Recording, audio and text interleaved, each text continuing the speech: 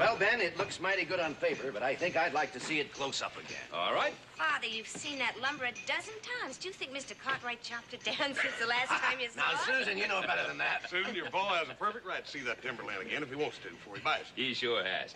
Mr. Blanchard, we have a wagon down at the livery stable. I can drive you out whenever you want to go. Oh, that's a good idea. What about it, Susan? Would you like to come along? I'd love it. Good.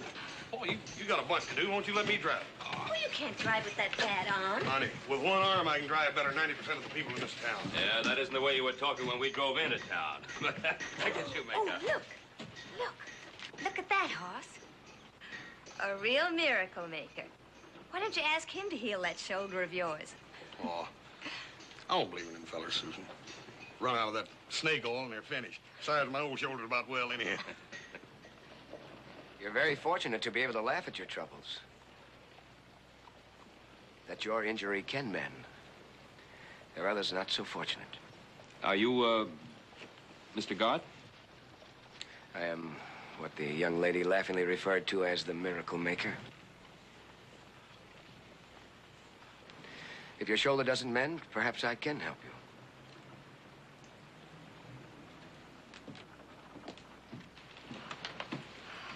Oh, my goodness. Do you think I hurt his feelings? Oh, don't pay him any attention, Susan. Well, if we're going to look at that timber, we'd better be on our way. Yeah.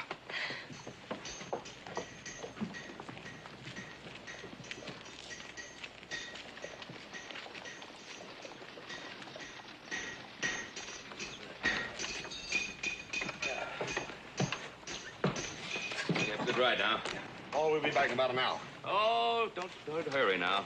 I'll take care of the supplies down to the store. And take it easy with these people. I don't want you dumping our prospective customers in a ditch somewhere. No. Why don't you let me drive, horse? It's such a lovely day, and I want to give us a real exciting ride.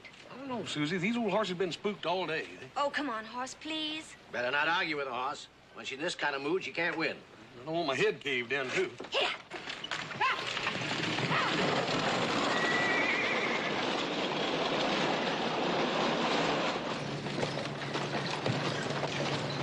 Cartwright! Mr. Cartwright! What is it, Jeb? What's the matter? There's been an accident.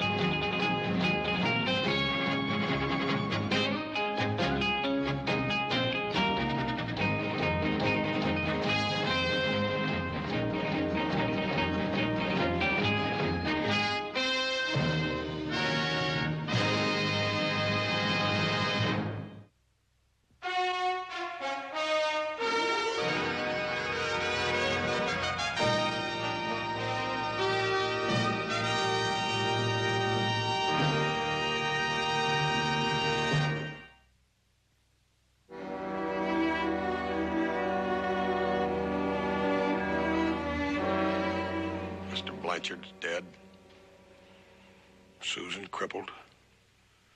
And all because of me.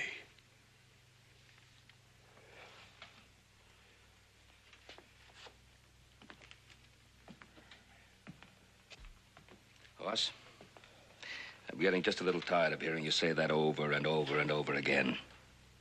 Now, let me tell you something. It was an accident. It could have happened no matter who was driving. Now, you've just got to stop eating your heart out. I appreciate your concern. I know how you feel. But you can't take the whole responsibility on your own shoulders. If we were to start feeling responsible for everything that happened in life, why, how could we live? Yeah, I reckon you're right, Paul. But Susan don't understand that. I'm gonna ride out there. Dr. Moore's got that specialist out there today, and I want to see what he's got to say. Fine. Fine. I'll ride out with you. But remember, it was an accident.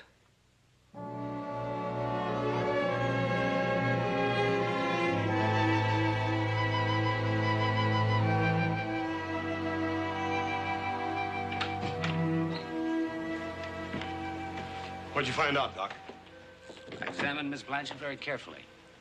The bruises and lacerations are healing quite well. What about her legs, Doctor? Will my niece walk again? I can only confirm what Dr. Moore has already said. I can find nothing wrong with her legs. But, Doc, if there ain't nothing wrong with her legs, how come she can't walk? Dr. Moore, isn't there somebody else we could call in? Someone from New York, maybe? Celia, Dr. Gross is the finest man in the country in this field. Thank you. Is there another stage today? I should get back to San Francisco as quickly as possible. Yes, there's a stage late this afternoon. Let me make you all some tea before you leave. You're very kind. Is it all right if I go in there and see her? Go ahead.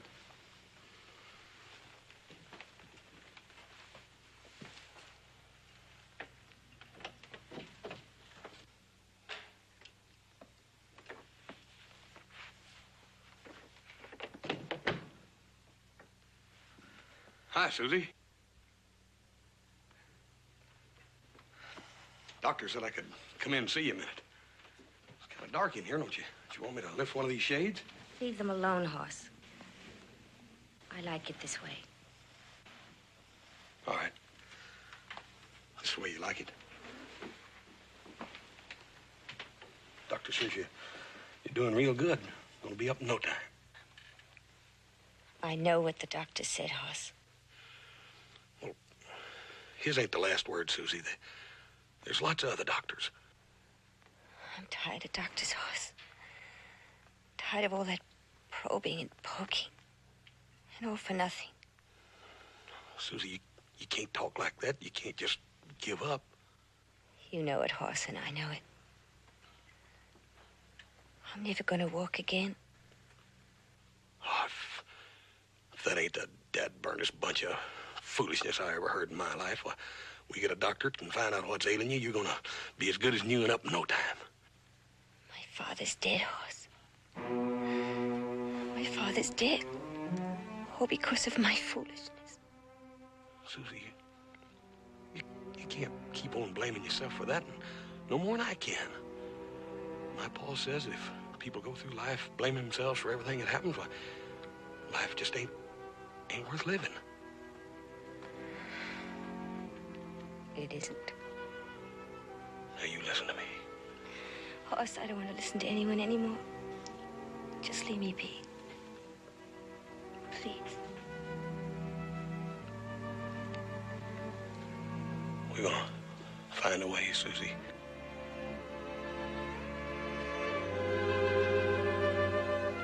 I promise you we're gonna find a way.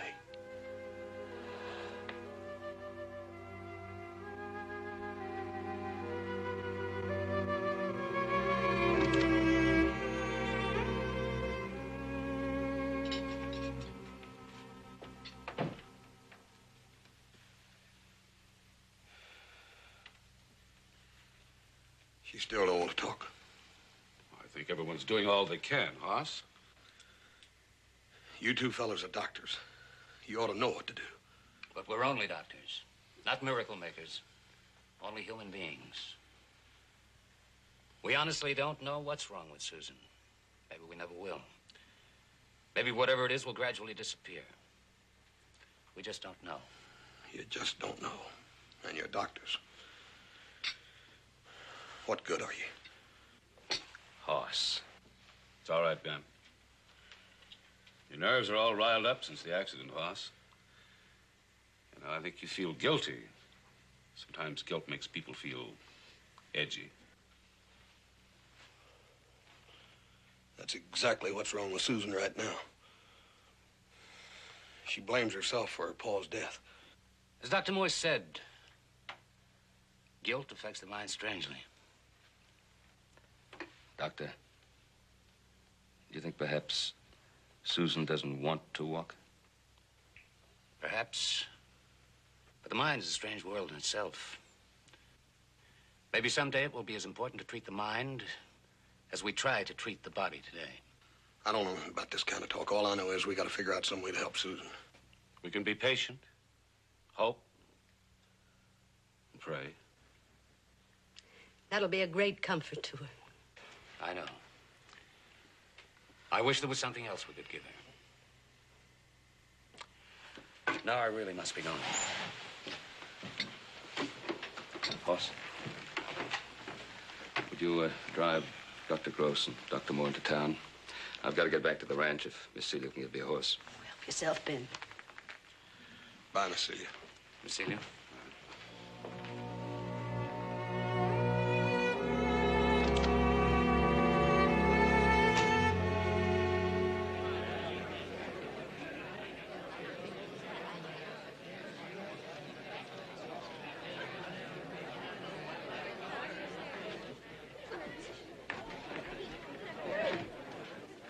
I want to thank you all for coming here to the first meeting.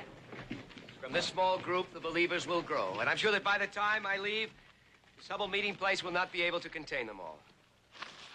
Then, friends, take heed and listen to my message. For my power will grow. The knowledge of my power will grow and magnify. And then the faithful shall be healed. Why not now? You talk about helping people. Help me. Who are you, my unfortunate friend? Just a poor man who can't make a living for himself anymore. And what has happened to you? Oh, about 5 years ago, a bronc throwed me. I've been like this ever since. Drifting, living through the grace of handouts. Unable to get my leg up over a horse or to pile hay in the stable. You with your fancy words of faith and cures. You tell me there's hope for someone like me? What hope is there for you? I have seen the troubles that have been handed down to the Son of Man to be exercised in their life. I have seen the woes, the tribulations, the despairs which have been heaped on the head of all mankind. They have all cried to me for help, for a miracle. What is it that you want from me? A candy-coated cloud? A tomorrow's paradise? I want to be able to walk upright again. I want to work again. How much do you want it? For your cure stands here before you. If you believe in me, you can be cured. Some who have sown in tears have reaped in joy. And the lame have walked, the blind have seen, and the deaf have heard. And me. Help me.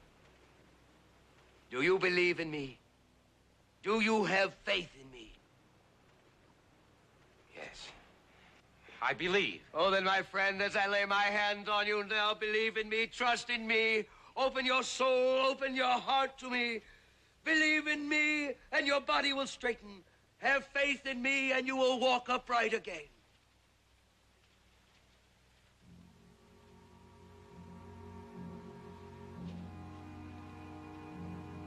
Straighten your body.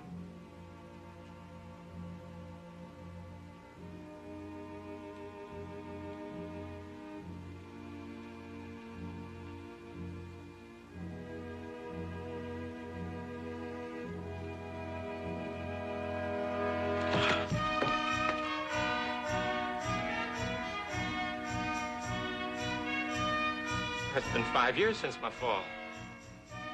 5 years of drifting around and begging for handouts, and now I can walk.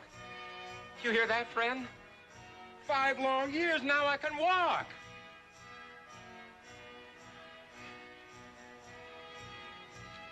Thank you.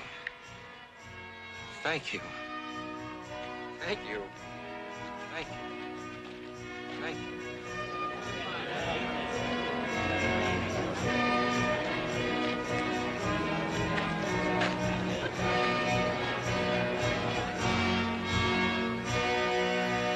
Mr. Garth, could I talk to you, sir? What about, friend? That crippled fellow, you just help. I'd like to talk to you about him if I could. Come with me to my hotel.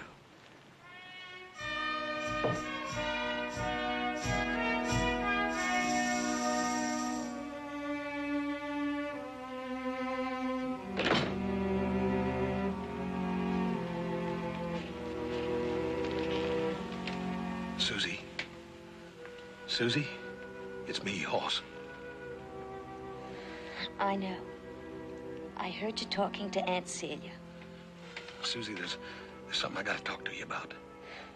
Another doctor. No, it ain't a doctor, but it's a fella that's liable to be able to help you.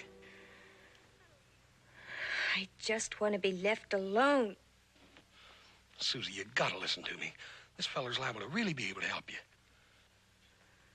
Hoss, go away. Please go away. Susie, just listen to me for a minute. It's about this feller named Garth. Garth? You mean that man in town, the faith healer? Susie, he's sure enough, he's helped people. I saw him cure an old cowboy that was all stove up and bent and crooked from a fall. He made him stand up straight and walk again. Susie, it can't do no harm to talk to him. I told you I don't want to talk to anyone.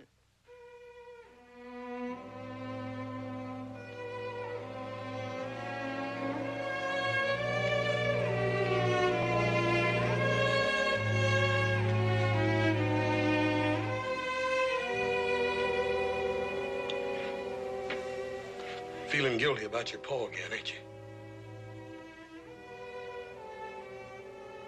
Susie, I feel guilty about you. I reckon it's just something we'll have to live with the rest of our lives. Hoss? Hoss, I don't want you to suffer. It was all my fault. Will it make you feel better if I see this man? Susie, anything that'll help you make me feel better. I just want you to talk to him, that's all. All right. I'll talk to him, Hoss.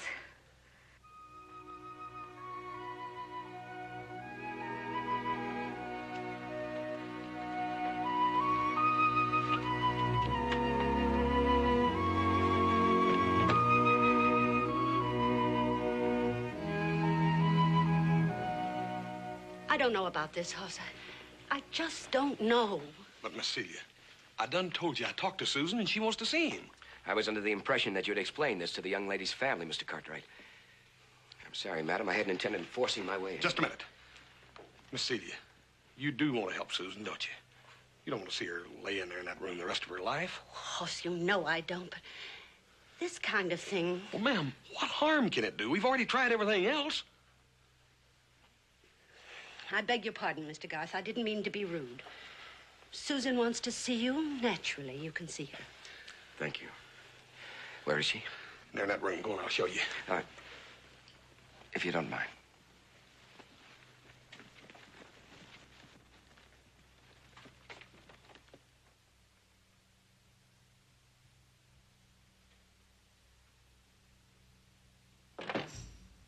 Don't open the blinds. I want it dark.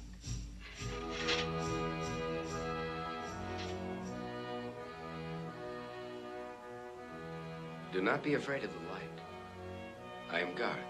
I am here to help you.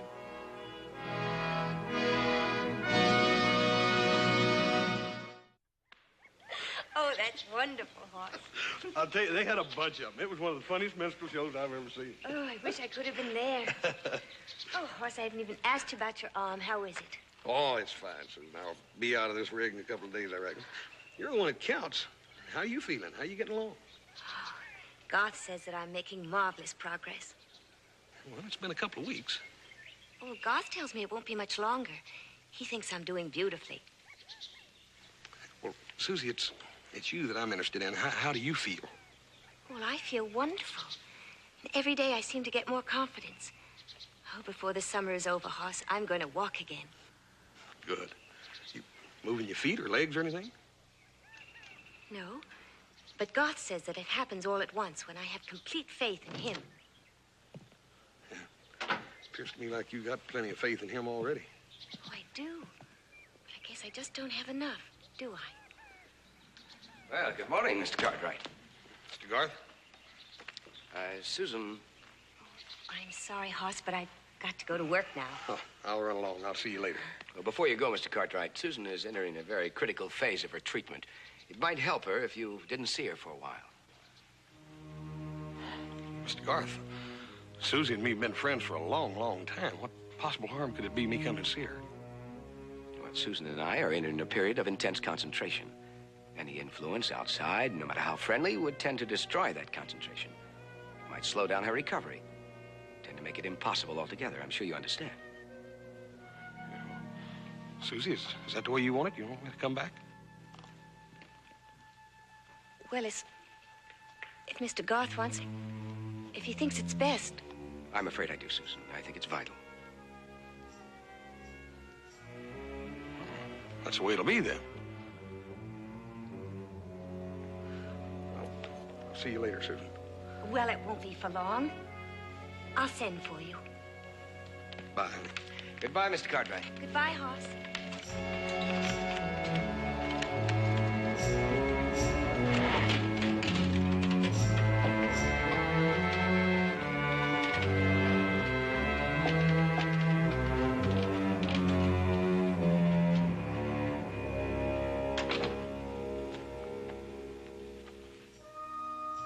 You must have faith in me, Susan. Faith so complete and absolute that it fills every portion of your being and leaves no room for the slightest shred of doubt. Do you have faith in me, Susan? Yes. Yes, I do. Do you have such unquestioning faith that you will do exactly as I say, simply because I say it? Yes, Garth.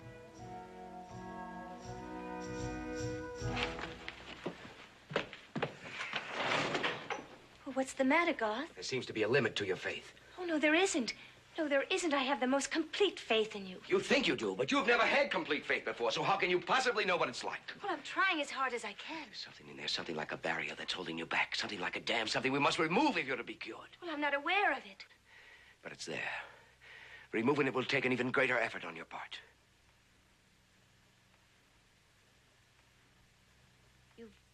You've given so much of your time to me. There are so many others you could be helping. Maybe I shouldn't keep you to myself anymore.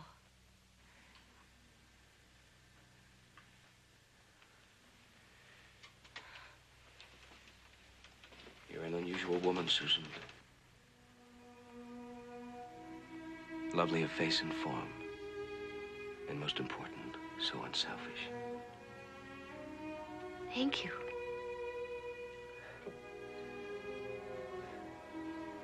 Do you know I've never seen you smile before? In the world I see, there's little enough to smile at. Wretchedness, poverty of spirit. Garth, if you feel you ought to move on, I'd understand. No, we've made too much progress to stop now. There's one last effort you can make if you're willing to try it. I'll try anything if it will only make me walk again. I think what is needed to break the barrier that's preventing your cure is an act of blind, unquestioning faith. An act by which...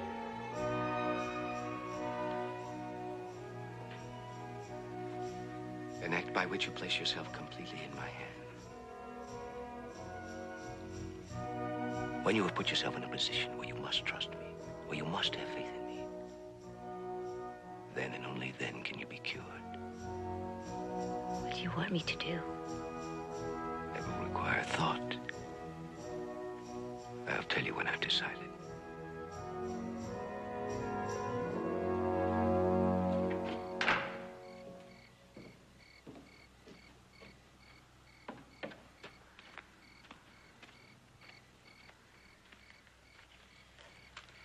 Well, I got your message. What do you want?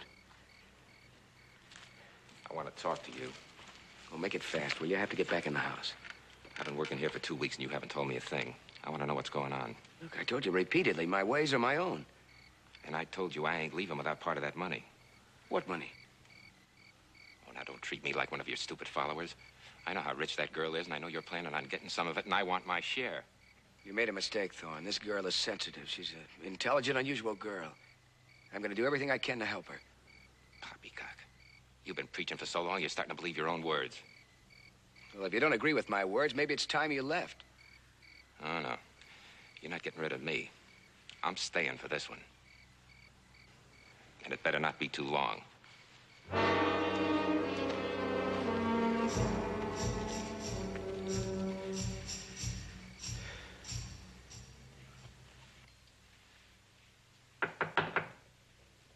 Who is it? Garth, may I come in? Yes, of course.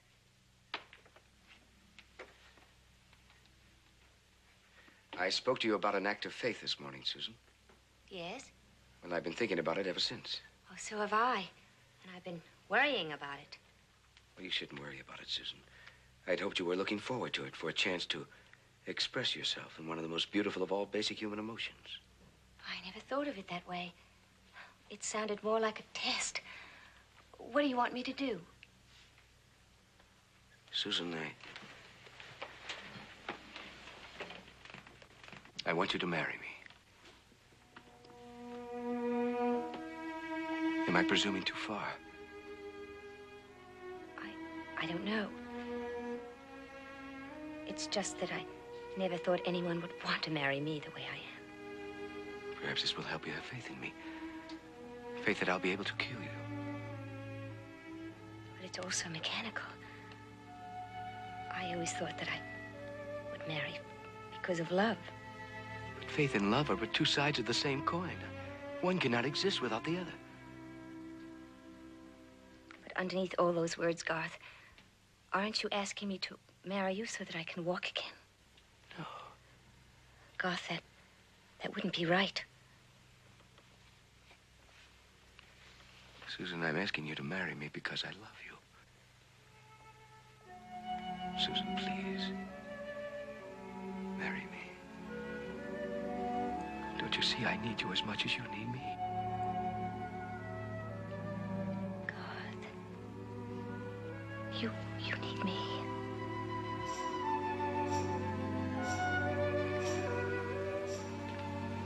Garth, you need me.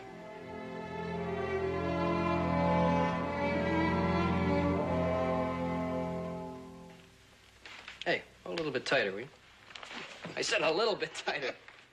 I notice you're not going over to Susan Blanchard's every day now. Have you heard how things are going? Well, I decided I'd stay away for a while. As long as that Garth helps Susan, that's all I care about. Well, she sure got a lot of faith in him. I reckon she should. He's done her a lot of good, Joe. Done a lot of folks some good. Have you seen that Thorne ride lately? Ain't nobody rides any better than he does. Yeah, I've seen him. Rides awful good for a man who hasn't been on horseback for 5 years. Maybe a little bit too good. What are you driving at? Everybody's always taking a dig at Garth.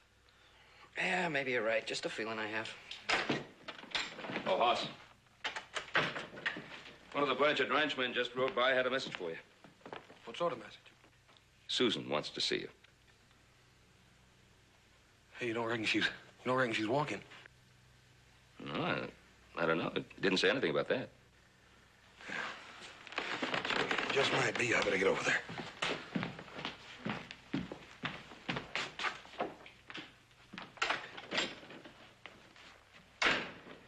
I'm sorry I ever taught you how to braid these things. You've been braiding them since you were 5 years old. Oh, Hoss, it's so good to see you. Susan? Good afternoon, Mr. Cartwright. Just a few days ago that you asked me not to come back. What's happened? We have news for you. The surprise? Might be. Susan has consented to be my wife.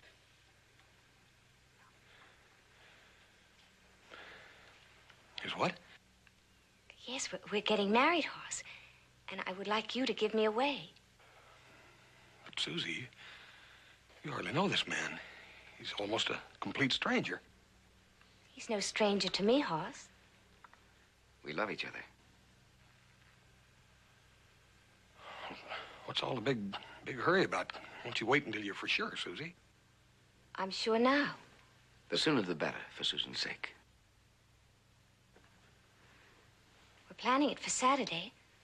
Hoss, will you be there? I'll let you know, Susie. I'll let you know.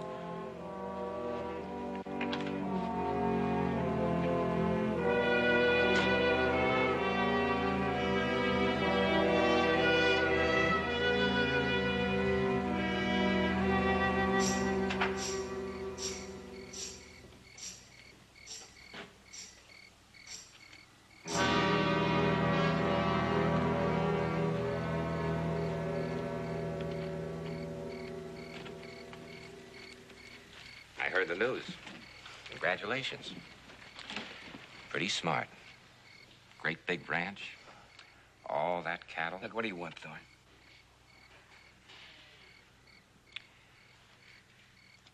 I want my share. There aren't going to be any shares. I'm marrying Susan because I love her. Sure. And what's going to happen when the little lady finds out you can't make her walk?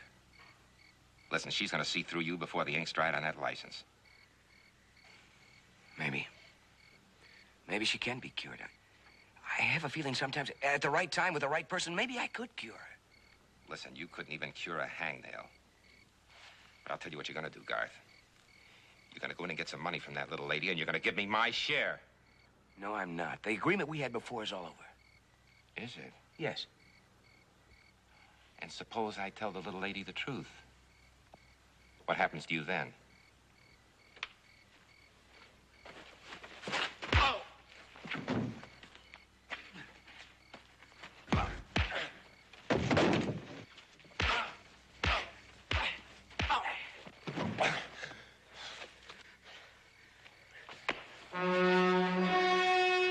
Now you get out of here. You ever come back here again, I'll kill you.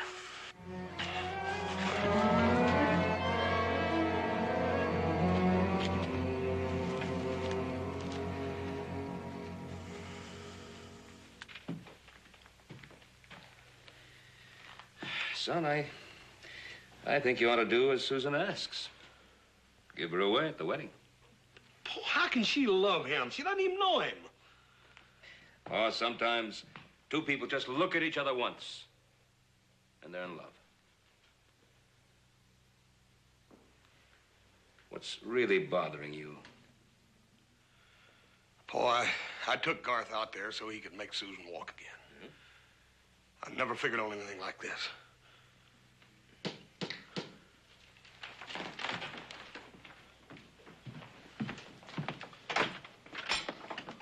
Thorne, what are you doing here? I want to see you.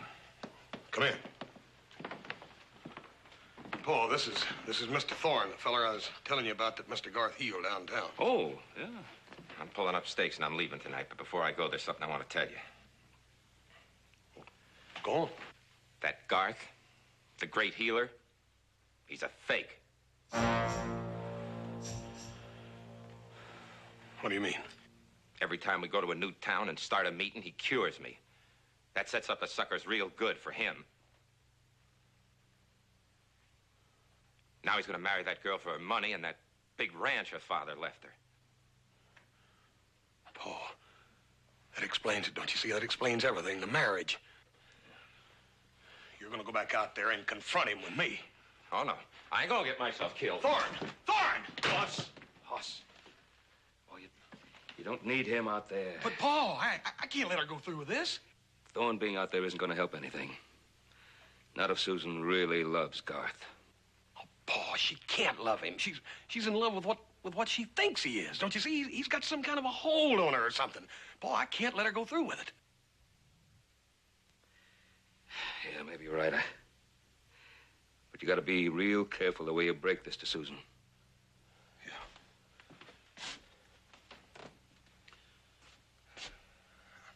I'll think of something.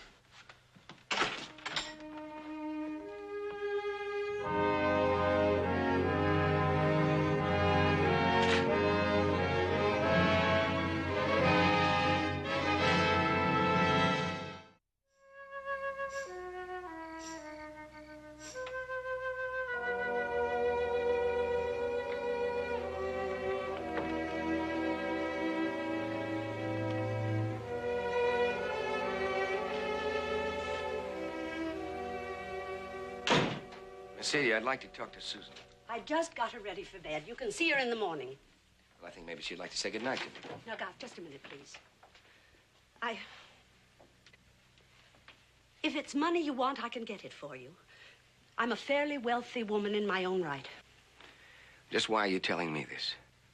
Because I want you to leave here. Miss Celia, I'm in love with Susan. I'm going to marry her. I think the sooner you accept that, the sooner we'll all be happy here. You just want the ranch and her money. I don't believe you love her. You love her. Do you want to deprive her of happiness? Perhaps even the chance to walk again? Garth? Garth?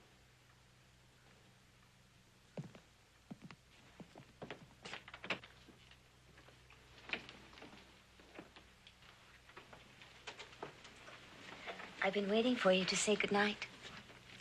I'm glad. I wanted to talk to you, Susan. Why, is something wrong? No. How lovely you are. I love you so much. And I love you, Garth. Susan, why do we have to wait? Can't we be married tomorrow? I don't have any objections, Garth, but we haven't heard from Hoss yet. Is that so important? Do we have to wait for him? Well, it is rather important to me, Garth. We grew up together, and we've always been such good friends. And a girl only gets married once, and I would like to have him at my wedding. We can wait a few days, can't we? Susan, I'm afraid. Afraid? Of what?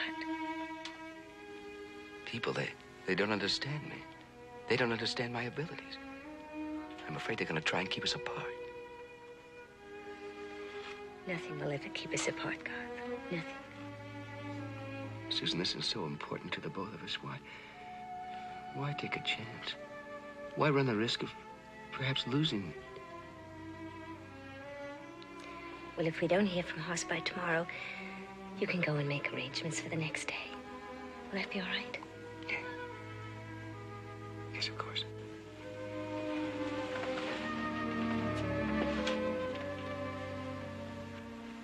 Good night. Good night.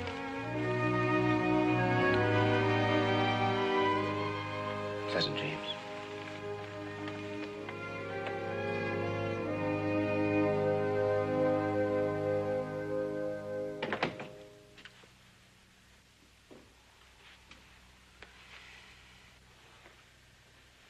Well, good evening. I'd like to talk to you alone. Outside.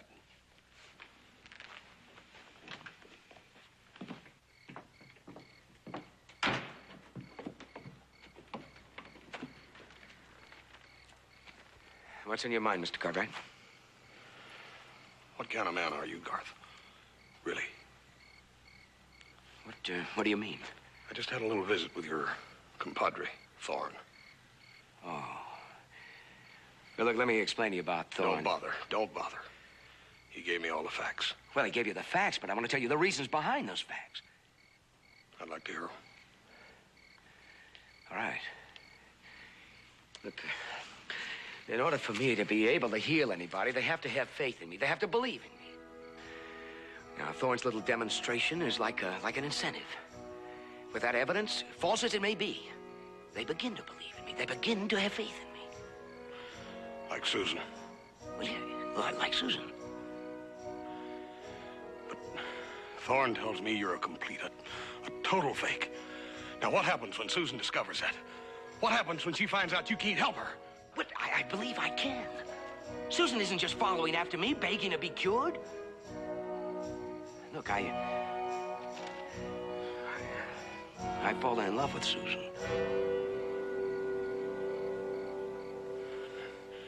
You listen to me. You listen to me real good, Garth. I brought you to Susan. I'm responsible for any influence you might have over her, good or bad. If you're planning on marrying that little gal for this ranch and her money, I swear to you, I'll kill you. Well, then the only way to convince you and everyone else of my sincerity is to cure her before I marry. Isn't that it? I don't want you to even try to do something you can't do. Not even try? And then after we're married, have everyone think I married her for her money? I don't want her hurt. All right. Then you come with me, because I'm going to prove to you that I'm not what you suspect. Garth, what are you going to do? I'm going to cure her. Now.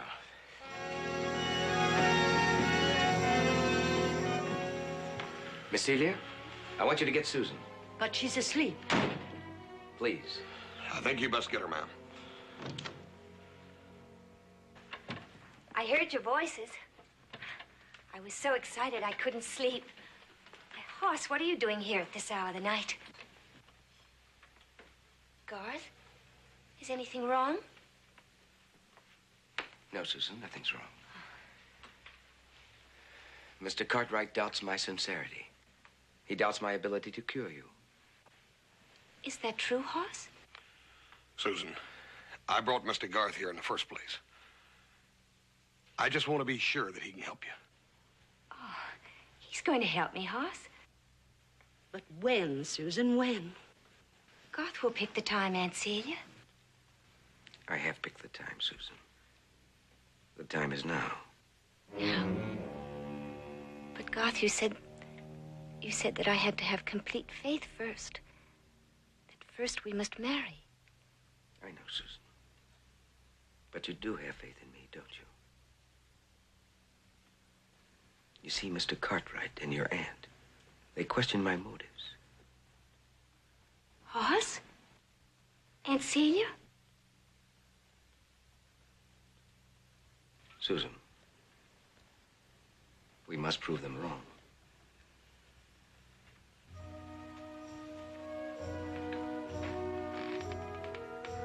We've worked together day and night, both of us, so hard for this moment.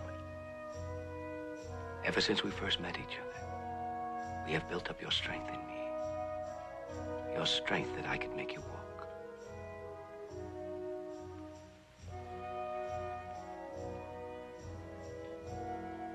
Now you must walk.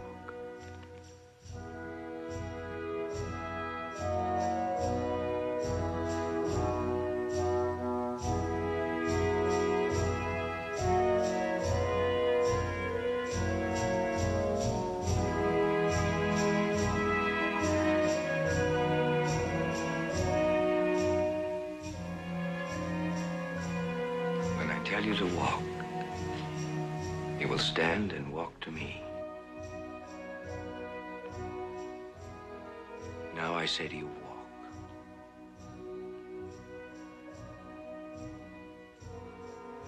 Stand, Susan. Stand and walk to me.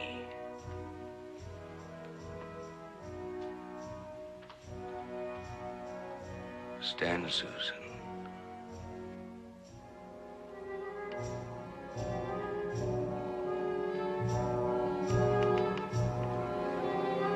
Do as I say. Walk.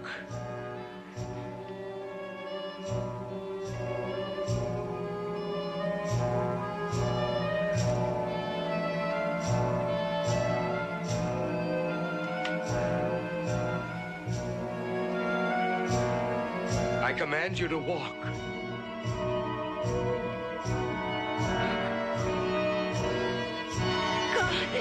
God, I can't! Stay away from her! Susan! Susan, get up.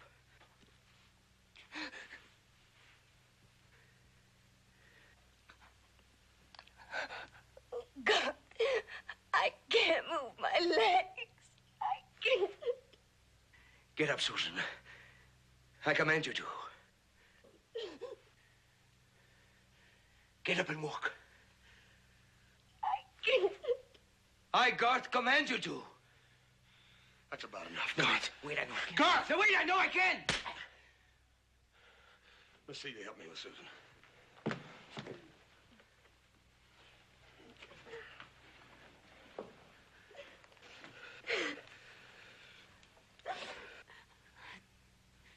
I believed I could cure her.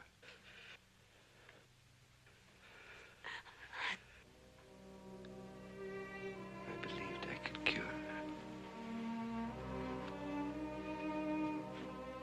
God! No, God!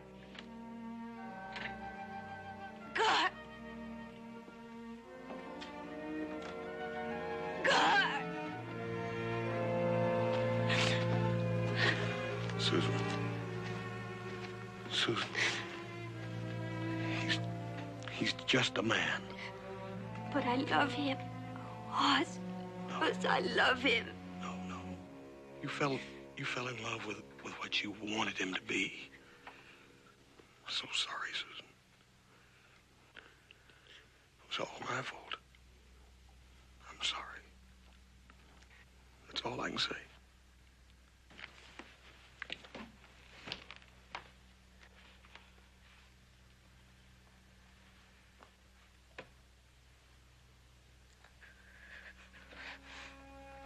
Hoss.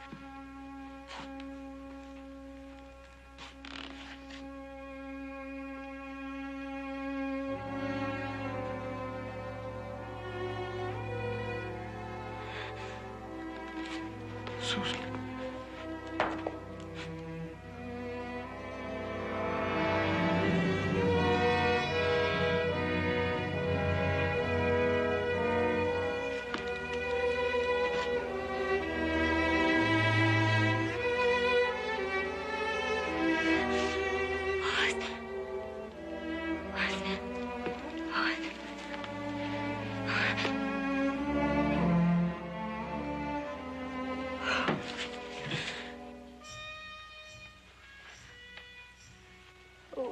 He's gone, and he made me walk.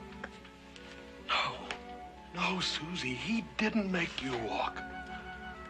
You walked because you wanted to walk. Susie, there's only one miracle maker.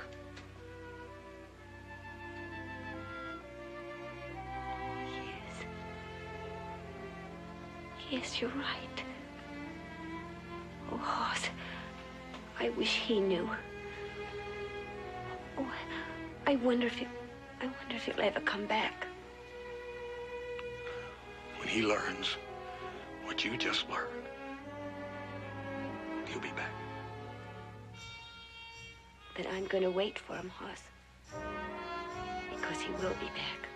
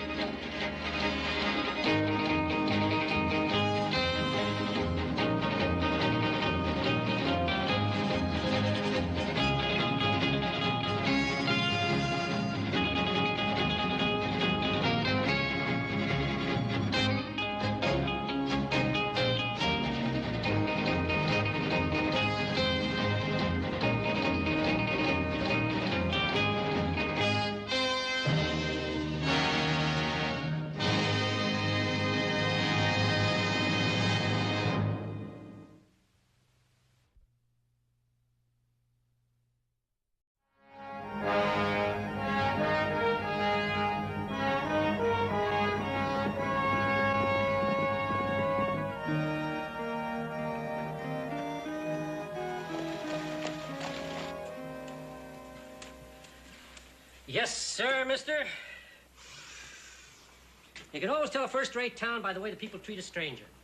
Now, you know we're first class around here because this is genuine bay rum I'm throwing in, absolutely free. I appreciate that word free, sir, because I'm down to my last dollar. Well, you got a nice way about you, mister.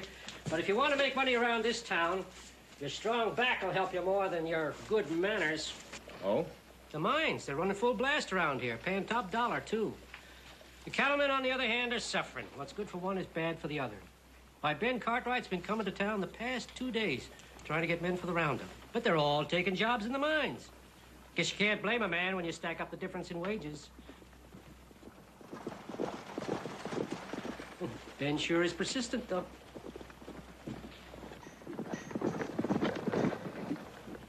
Which one is Little Joe? The one on the Pinto. Hey, how come you knew his name? I thought you said you was a stranger around here. Oh, everybody's heard about the Ponderosa, the Cartwrights. You heading for the mines? I always go where the real money is.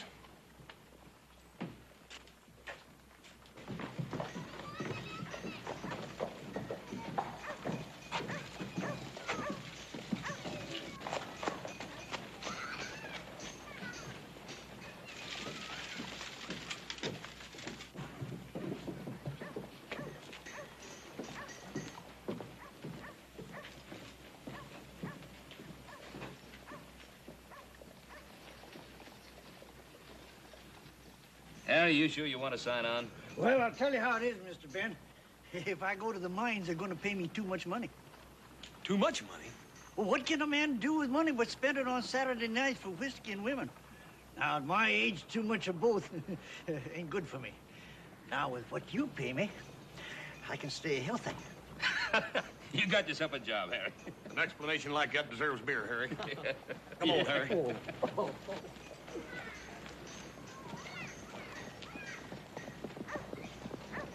I hear you need hands. That's right. Well, I'm looking for a job. We're looking for cowhands. I know. You don't mind me asking, Have you ever pushed cattle before? Yeah, I've done it before, and like I say, I need a job. Well, if it's money you're needing, why haven't you tried the mines?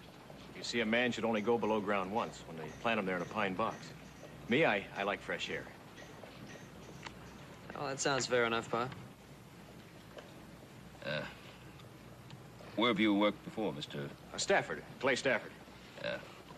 You worked any ranches before? The Circle J and Lazy Bar up in Oregon Territory. Lazy Bar is one of the biggest ranches up there. Ever worked around here? Well, no local references, if that's what you mean. He's healthy and he needs a job, Pa. What more do you want? Wages are $8 a week. Payday every Friday and a bonus at the end of the job. Sounds fair. All right. Clay Stafford. Right. Very good. We'll be leaving in about an hour. Doesn't look like anybody else in the lineup here. I'll get some supplies inside. Right. Hey, thanks for putting in a good word with your father. If it made any difference, you'd have gotten the job anyway. We need hands. Hey, where you from, Stafford? Call me Clay. From a lot of places. Now, a man only gets born in one. Well, that'd be New Orleans. Hey, no kidding. New Orleans? My mother was born there. That's a coincidence. Yeah, that sure is.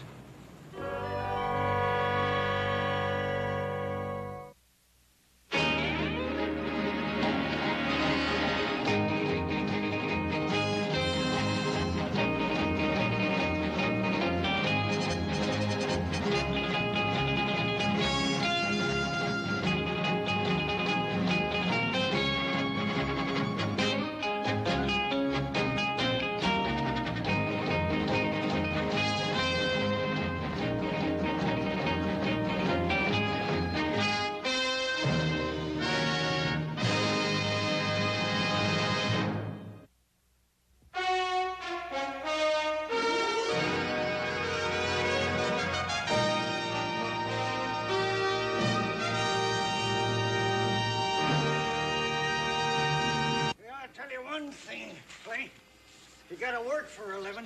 You might as well put in your time for the Cartwrights. Well, this is downright luxury here. Solid floor in the bunkhouse, springs in the beds, not even any busted window panes. You ain't been doing much riding lately, huh? How do you mean? Well, hardly any calluses on your hands. Wear gloves. Well, there'll be work aplenty starting tomorrow. I think I'll go in and try out them springs right now.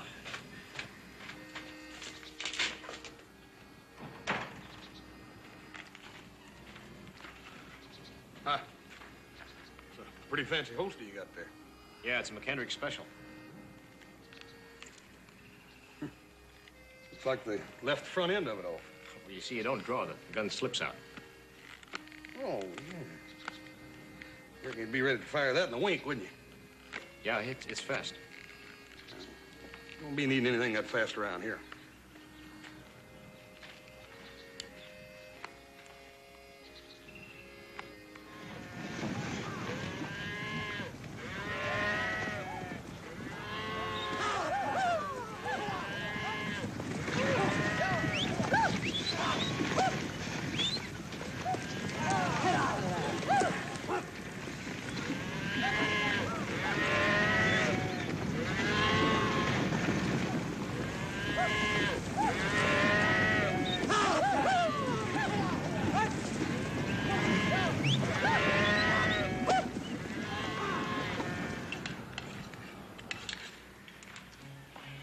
Harry, I'm almost too tired to eat. Yeah, but this is good, Mr. Benton. That smells good. Well, I'll tell you, it's a day's work that'll last a week. Been so saddle sore since I was young.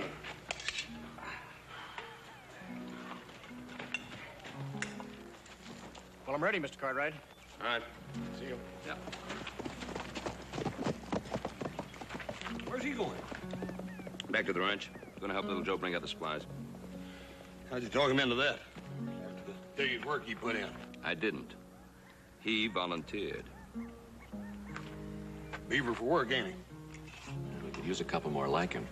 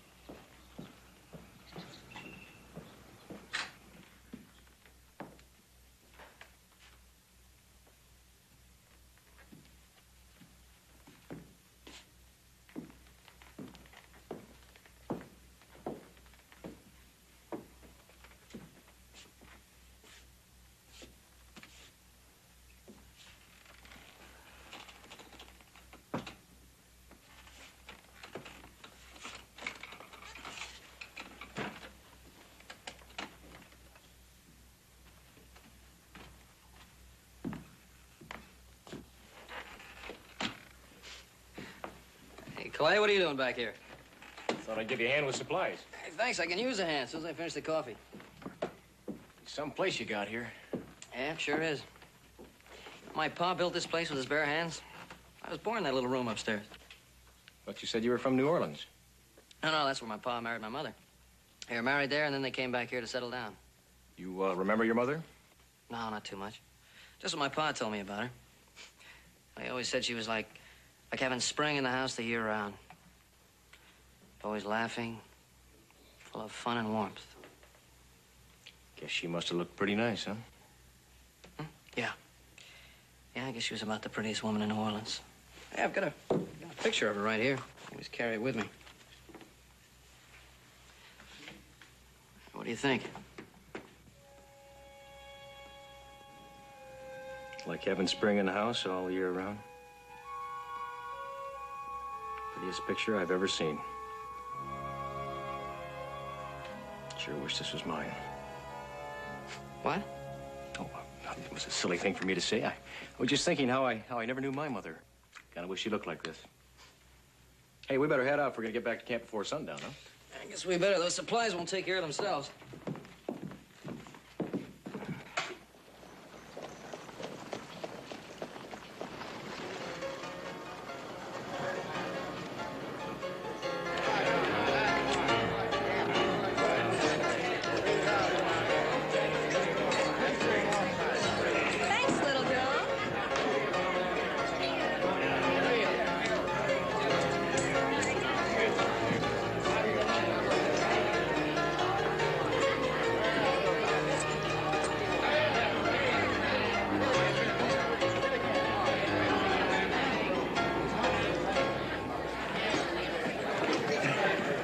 Mr. Ben, would you be good enough to see your way clear to give me a $2 advance on my next week's pay? Well, Harry, it's barely 11 o'clock. Have you run through your $8 already? Well, it's this way, Mr. Ben. Now, these miners around here, they're drinking more whiskey and giving more to the girls. So I got to raise my sights to meet the competition. Well, Harry, what about your health that you're so worried about? It's Saturday night. I'll worry about my health Sunday morning.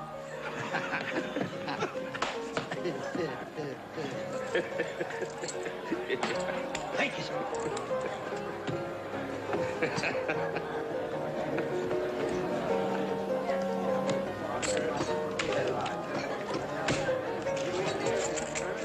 Your lucky night, huh? Yeah, it sure is. You just come into town. Yeah, the first of the week. Where you been keeping yourself? Herding cattle? You're a cowpoke, huh? Yeah, that's right. Ideal. Hey, Mount, we're wasting a lot of time with this little glass. Can't you give me something a little bigger? Yeah.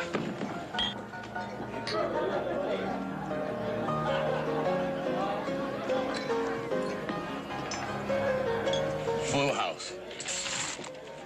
4 trays.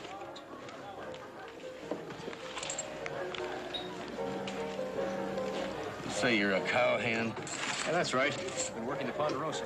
They say you're a cheat. We work in the mines hard for our money. But being under the ground don't hurt my eyes none. Looks to me like you low-carded. I see it's my lucky night. And I say we want our money back. Every man to his own opinion.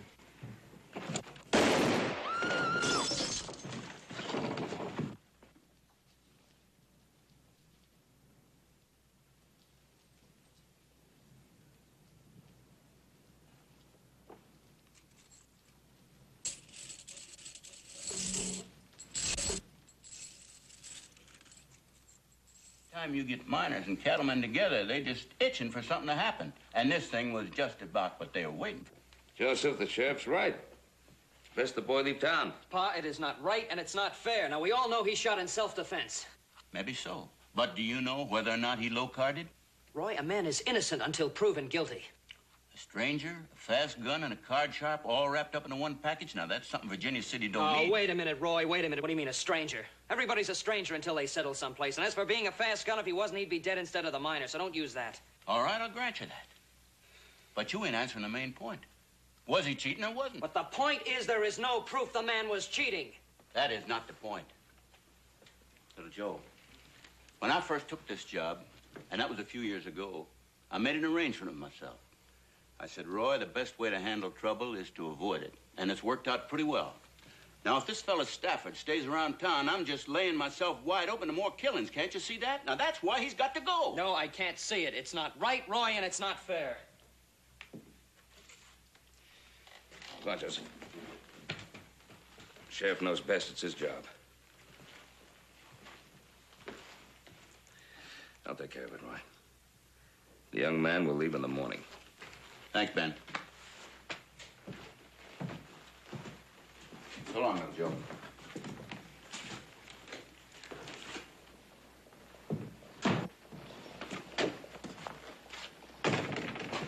Right is right, and this isn't. Now, Joseph, you're doing a lot of talking about right is right, and proof, and facts. Well, what facts do you have? What do you know about him? You worked a couple of ranches up in Oregon Territory? What else? But that isn't the main point. If he stays in Virginia City, he may be killed. Now, Roy's right. He knows best. Come on. Are you heading out? Yeah, I figured I'd have to move on sooner or later. Not quite this soon. Sorry to see you go. I put my time in here. Your father got his money's worth. I know that. Besides that, your father and the sheriff made it pretty clear that my welcome had run out.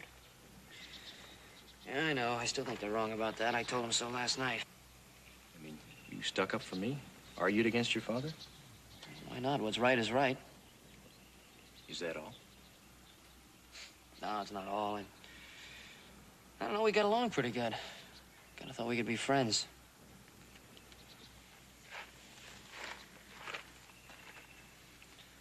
You remember that picture of your mother you showed me?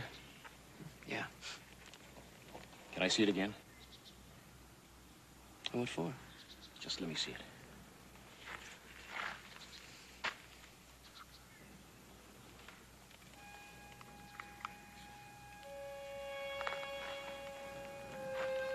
See, this isn't just the picture of a beautiful woman. She's my mother, too.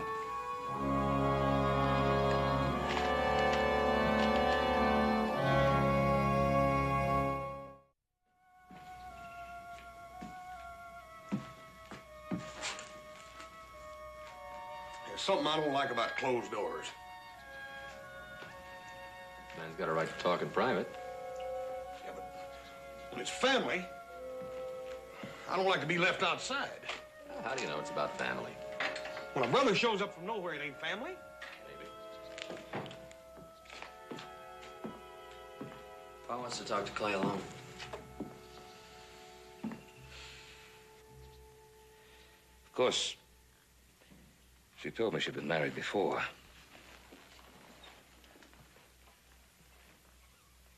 She also told me she'd had a child. But she said the baby had died. They lied. They lied to her and they lied to me. They lied. Who? My grandparents, my father's folks. They were against the marriage from the very beginning. They hated my mother. Didn't think she was good enough for their son. Well, when we all got the fever, my father died. They told my mother that I had died also. And see, when I was old enough to ask questions, they told me that she was dead.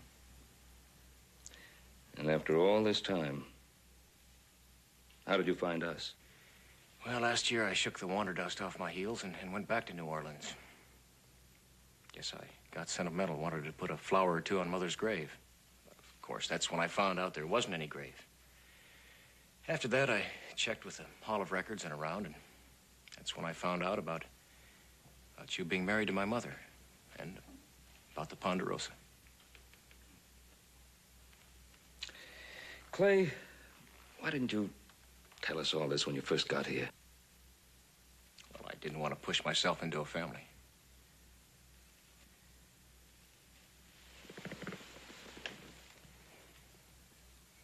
I don't know why I came here. Guess because I wanted to see my brother. Oh, and find out if I liked you or not.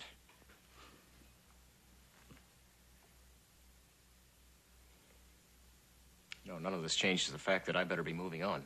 Those miners are pretty hot under the collar. Oh, you'll be all right here in the Ponderosa. Are you sure, sir? Of course. They won't come out of here. No, sir. That's not what I mean.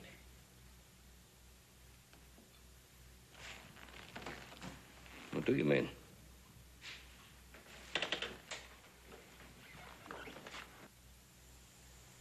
I mean, do you believe me? Of course I do. Of course I believe you. News is rather startling. You have to admit that. Out of the blue, so to speak. Takes a little getting used to.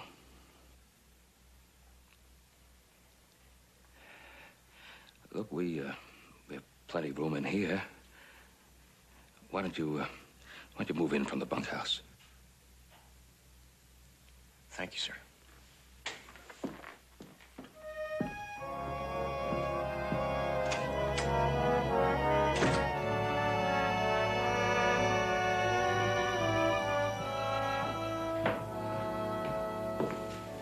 Adam? Watching little Joe sleep? Yeah, it's kind of late. I guess I should have asked Horst, little Joe, and Clay asleep.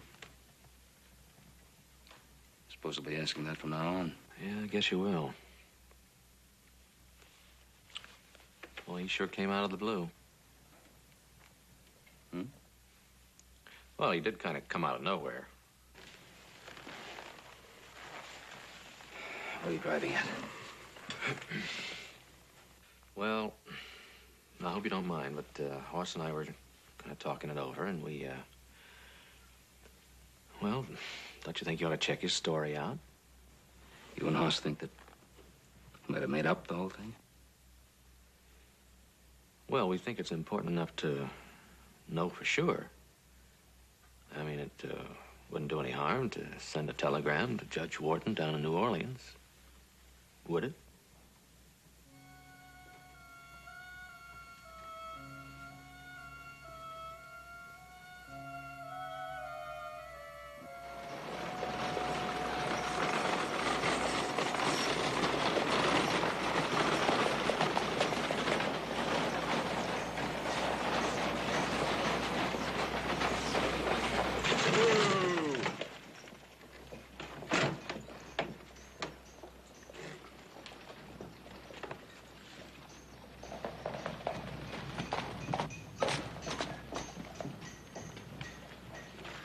What are you doing in town? Just rode in all the way from the ranch to ask you the same question. Your boss said that there were some supplies that needed picking up. He knew you were the one that was going to pick them up? What difference does it make? They needed picking up. Look, Pa told you we're safe on the ranch, but not here in town. But it's working hours. The miners are underground. Just half of them. They work on shifts. Now, let's get this wagon loaded and get out of here. Brother Joe, you worry too much. What you need is a beer to help you relax. Since we're in town, why don't we take care of that, huh? Hey, wait a minute and use your head. Now, the town is hot. The saloon's one place you're going to run into trouble. Maybe you won't have to look that far. Seems to be here right now.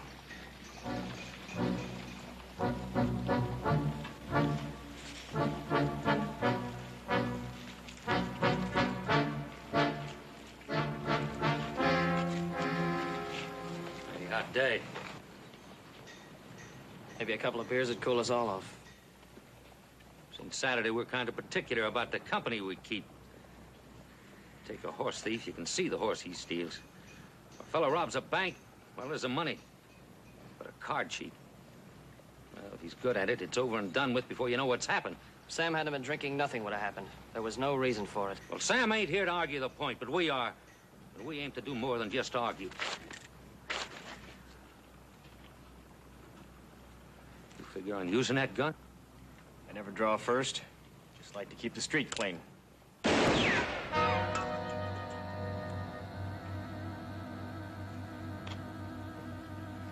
think one gun's enough? 2 guns, gentlemen. Now, why don't you all just forget it? We don't want anybody to get hurt. Why don't you keep your nose out of this, Cartwright? Friend or no friend, he's gonna get his. He's not just a friend, he's my brother.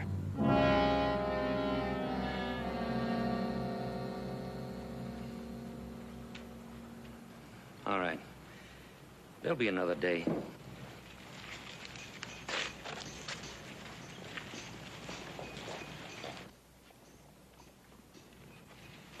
Can use that beer now. Well, couldn't we just load the wagon and leave town? Maybe you're right, brother.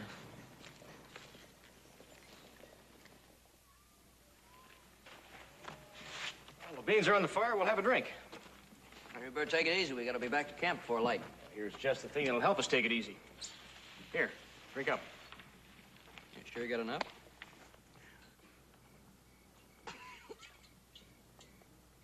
Hey, this is whiskey. But not exactly. Well, what is it then? Pulque. Pulque, what's that? Well, it's a drink they have down in Mexico. They make it out of cactus. When you were loading up the wagon, I got it from Manuel back at the livery stable. Come on, drink up.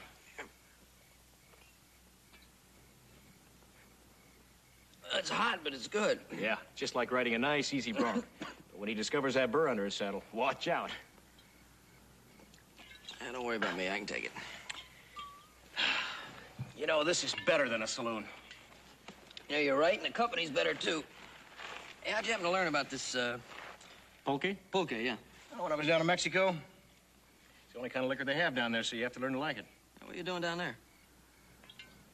Fighting with Juarez. Fighting with Juarez? What, in his army? Yeah, I was down there for 2 years, a lieutenant. And how'd you happen to get mixed up in a thing like that? Well, the pay was good, and I happen to believe in what he was fighting for. Yeah, he was fighting that emperor, Maximilian, wasn't he? Yeah, that's right. Yeah, I read a little bit about that somewhere. You know, Juarez was a real Mexican, not a Spaniard. It's just like one of the thousands of peasants he led. A great man.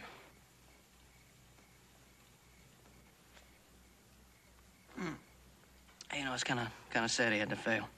Oh, he'll come back. And when he does, maybe I'll go back too.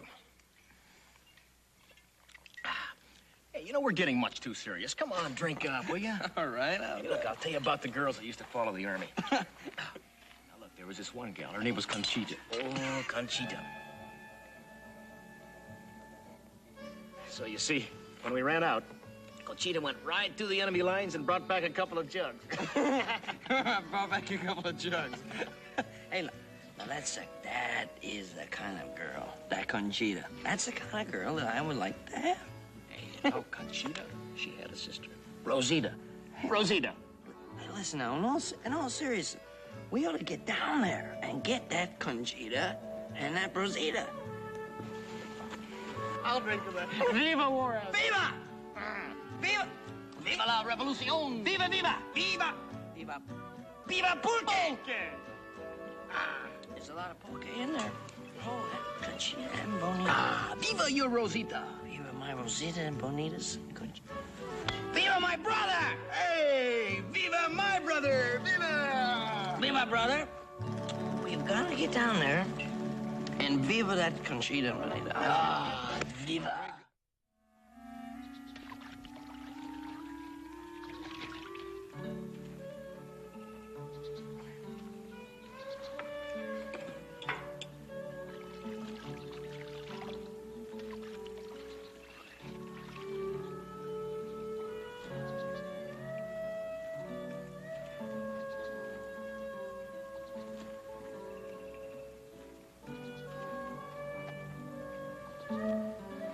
Good morning, Joe. Morning. Morning.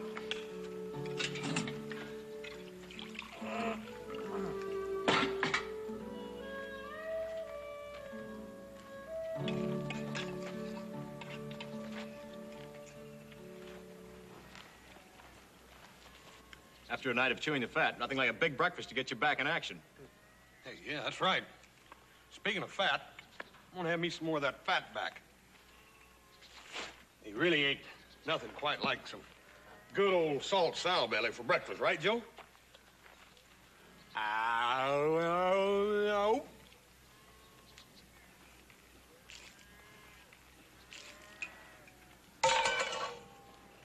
Sorry, fella. Something wrong?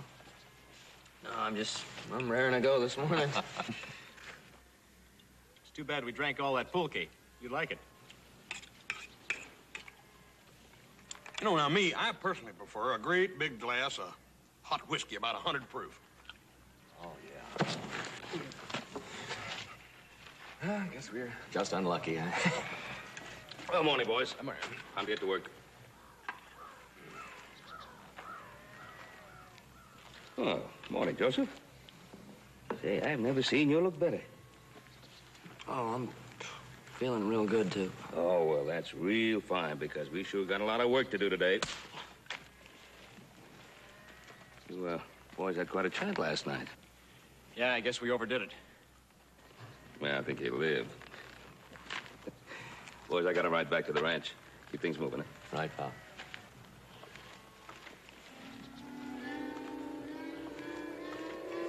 That Clay sure is a likable fella, isn't he? Yeah, sure is. You know, if me or you, either one, brought Joe home in the condition he was in last night, we wouldn't have heard the last of it till yet. That's for sure. What do you mean a condition I'm in? I'm not in any kind of condition. I heard what Pa said was get started. Gee, I'm sorry, fella.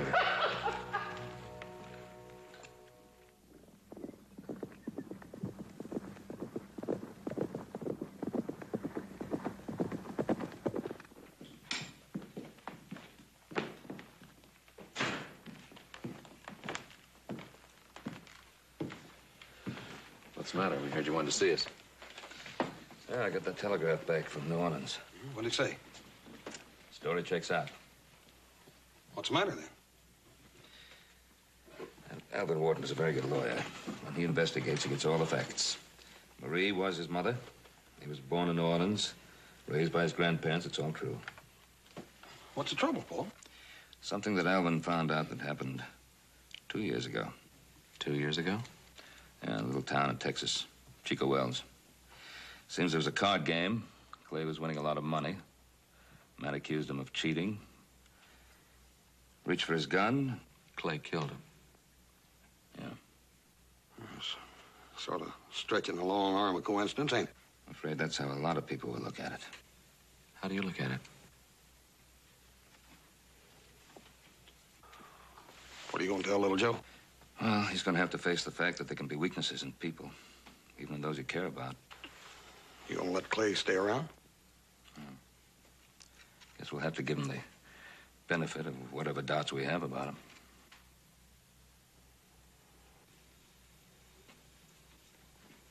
I don't understand. What is he guilty of? Joseph, I'm not accusing him of anything. But we both know how he's lived. All right, he's led a different life. He's been alone. But it doesn't change the fact that he's my brother and he's still part of this family. Well, of course he is. I'm not disputing that. But he must realize, and you must help him realize, that, well, things are different here. Tragedies like the other night with the miner. You keep saying that. Now, it was not his fault, and the only reason you'd have for saying that is because you think he was cheating. The only person who can answer that is Clay himself.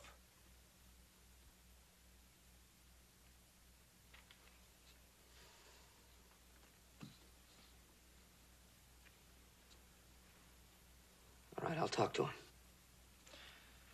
I think it might be better if I talked with him. Now, please let me talk to him, Bob. Please let me be the one. All right. Thanks.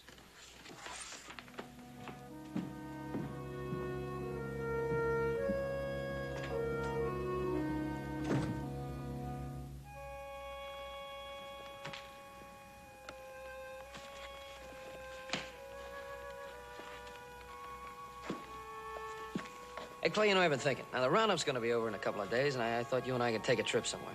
Huh? Well, you know, Viva Juarez. Kind of like to go down to Mexico, see how the revolution's coming along. You know, it's not all just fun down there, Joe. As I told you the other night, a revolution's a pretty serious thing. I remember. I remember most of it. Look, if it's not Mexico, it'll be some other place. I don't care. I just want to take a trip and have some fun. We're brothers, aren't we? Now, the roundup's over, we'll collect our pay and take off. Okay, when the roundup's over, we'll figure out where we'll go. Good enough.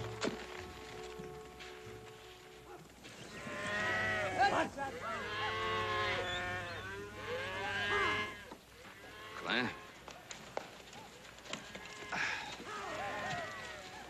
Have the last of these strays rounded up by tomorrow. You're so busy, I haven't had much chance to talk. Yes, sir. I mean, since Joe talked to you. Well, you mean about going to Mexico? What's this about Mexico?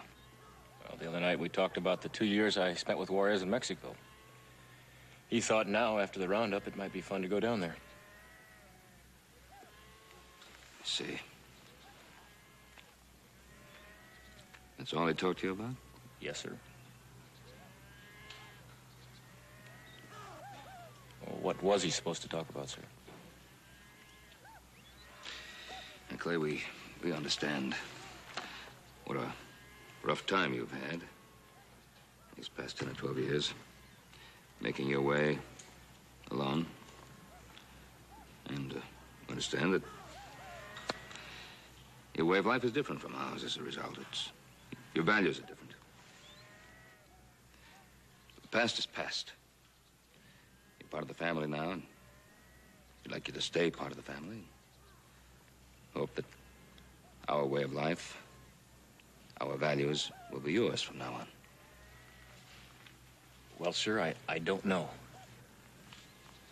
You don't know what? I mean, I appreciate what you've said, and you're very generous, but I've got to be honest with you. I'm not sure that this is my kind of life. Well, are you sure it isn't your kind of life? No, sir. Would you try it? Yes, sir. Good. Let's forget these romantic notions about Mexico. Well, that was Joe's idea. Well, he was influenced by you. Try to use your influence the right way. Yes, sir, I'll try. Good. See you at the house.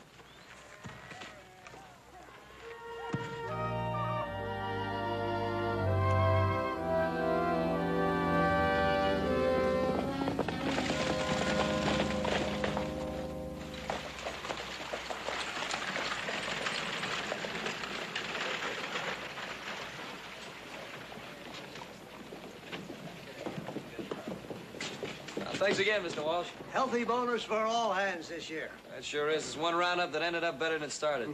Be careful with that money, Joe. I will, sir. Thank you.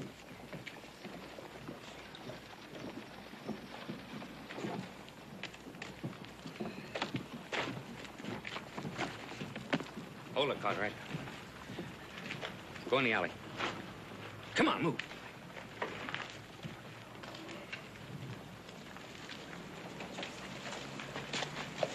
All right. Where is he? Where's who? That new brother of yours. We've been waiting for him. What's the matter? Is he scared to come to town? Nobody's scared. Look, we just don't want any trouble, that's all. Well, it ain't always easy to avoid trouble. Guess we'll have to give you a message for that brother. Go on, take him, boys.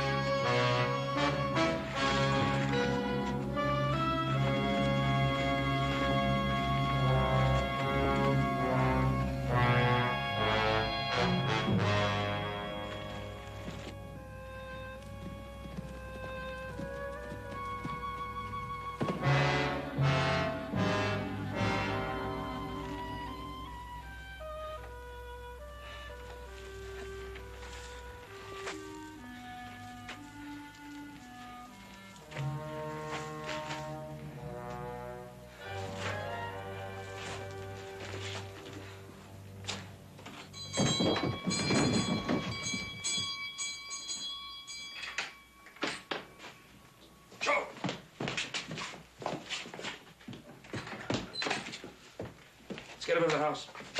Easy, easy.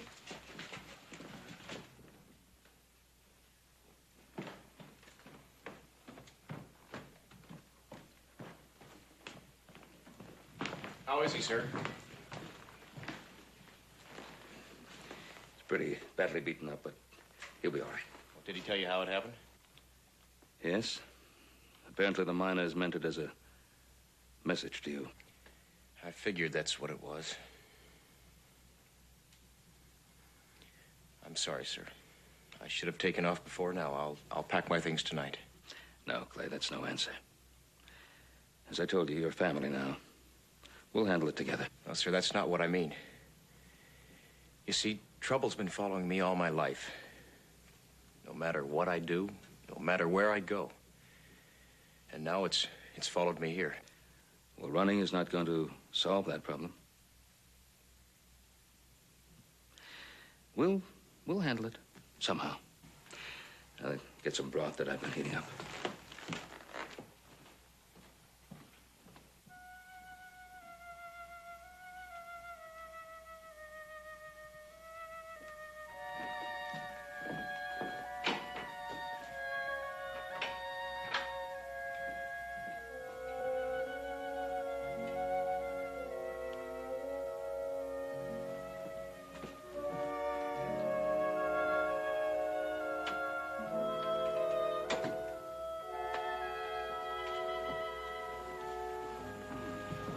Now, you drink that. Where is everybody? Oh, Hoss and Adam are paying off the man, and they'll be back soon. Clay's downstairs. Does he know about the miners? Yeah, he knows. Well, I sure hope he doesn't blame himself. You stop worrying about what other people are thinking. You drink that broth. Hey, tell Clay I want to see him. Best thing for you to do right now, young man, is rest. I'll rest as soon as I see Clay. You drink up that broth, and I'll get him. Thanks.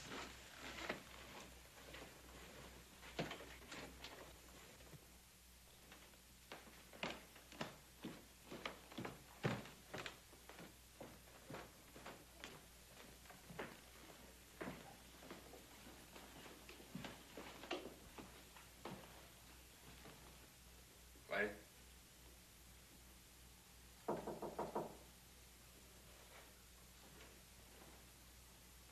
Clay?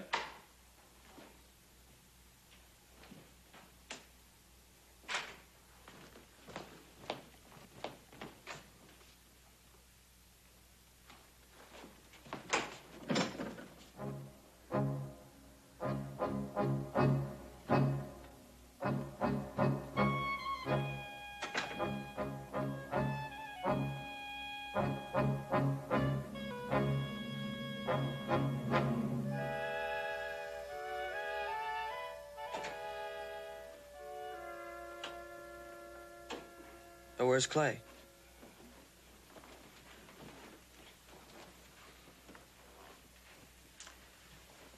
Joe Clay's left. I checked his room. His things are gone. He's gone. Tell me what you said to him, Pa. I didn't say anything to him, Joe. I didn't even see him. I'd already asked him to stay, be part of the family. Son, he's old enough to make his own decisions.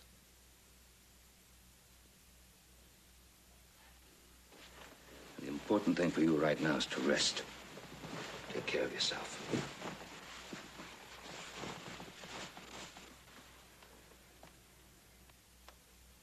Good night, son.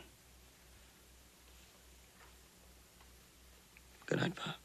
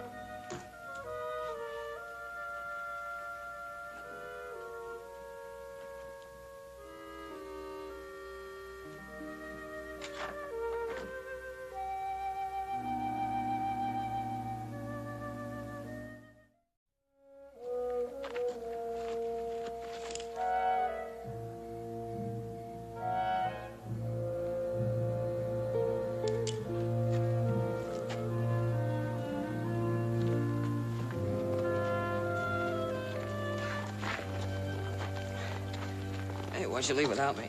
You better get off that horse before you fall off. Come on over here and sit down. Hey, no, thanks. I'd just soon stand up. I think I feel better. Sorry I don't have any pulque, but here. Viva coffee. Oh, last thing I need's any more of that pulque. Thanks.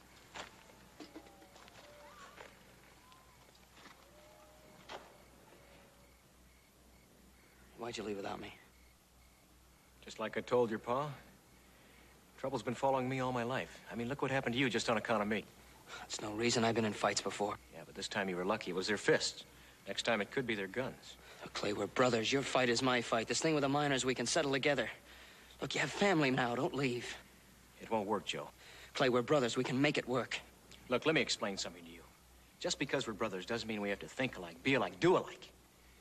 Yes, it happens with some brothers, like you and Adam and Hoss. Why can't it work with you and me? Because it just won't.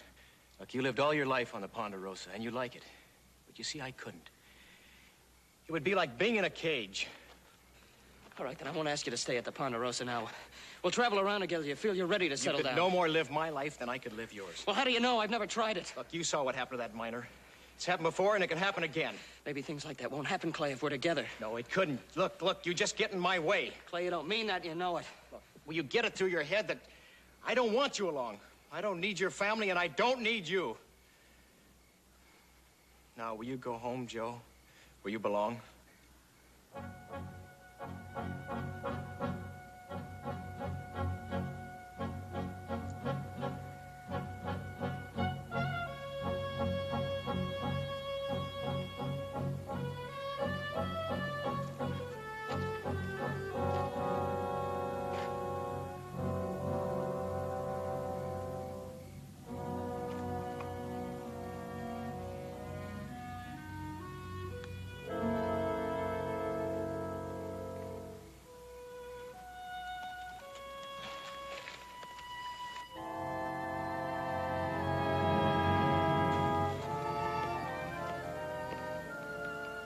You bring it back someday.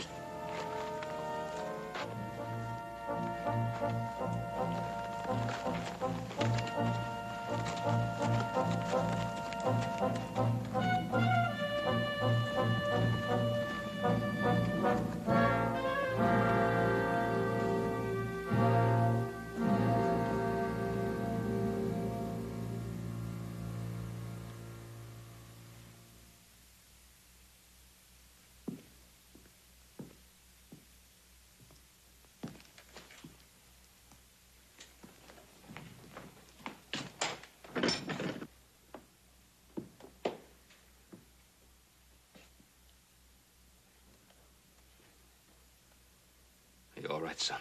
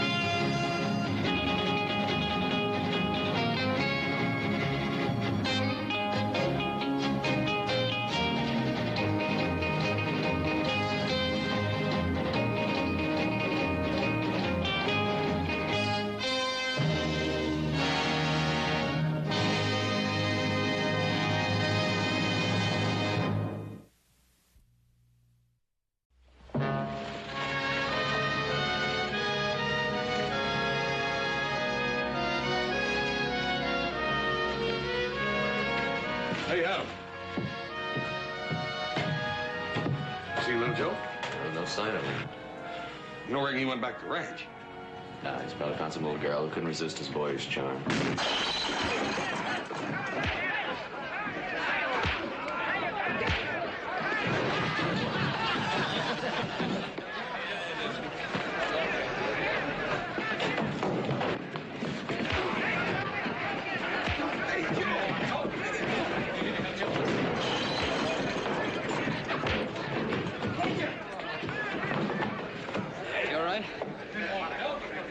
good notion to take your friend on over there for free.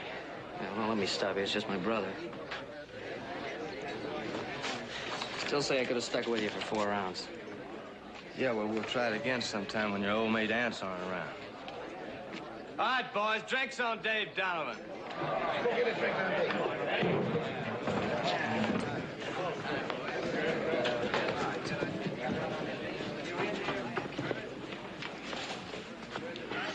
Joe, we didn't know you had a bet with that feller. You think you could ask me first before you butt your nose in and make a fool out of me in front of everybody? So we made a mistake. Never get sore. You've been fighting all over town. Look, it's my life and I like it. Now, I don't tell you what to do. I don't want you to tell me what to do. Stop drinking my beer. I want you to quit following me around. Joe, there ain't nobody following you around. First of all, we ain't got the strength. We just came to tell you Paul wants to see you. And what about? He just wants to see you, that's all. Yeah, will you tell Pa? Tell him what, little brother? Yeah. What's the message? Tell Pa I'll be coming along. A few more drinks. Let you boys along, but I know at your age you gotta have some sleep.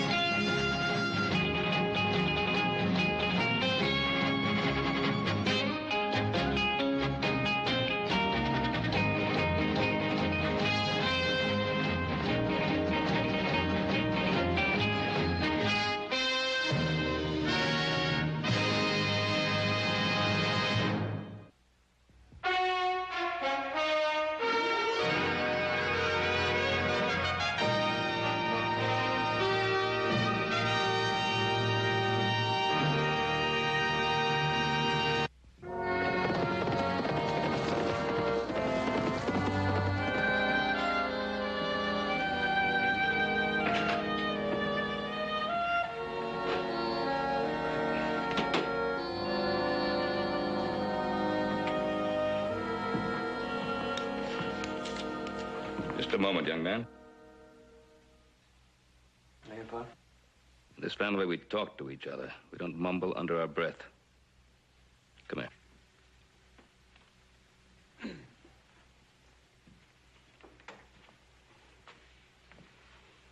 I'd like to know what happened in town this afternoon. Nothing happened. I was just having a little fun, that's all. I don't like the idea of a son of mine brawling around town like a drunken cowboy. Now, Pa, I wasn't drunk and I wasn't brawling. If you two are going to tell it, why don't you tell it straight? You know, if you don't start using a decent tone of voice with me, I might just have to give you that punch in the jaw I owe you. Yeah, why don't you start right now? That's just enough out of both of you.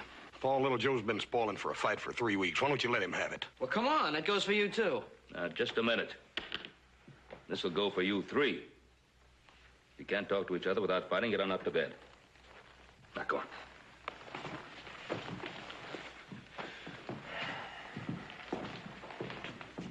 Not you, Joseph. I want to talk to you.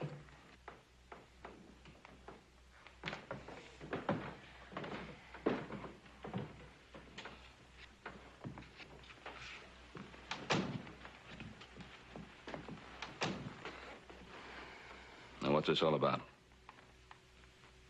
What do you mean? You know what I mean. You're spending quite a lot of time away from the Ponderosa lately. I'd like to know why. Why can't I have some fun without the whole family jumping on me? I'm not jumping on you. Sure, I think everybody should have a little fun. But at the proper times and with the proper companions. I don't know. Oh, it's because I'm the youngest or what? No matter what I want to do or where I want to go, there's Hoss and Adam, ready to tell me what to do and what not to do. And help? Oh, yeah, help, whether I want it or not.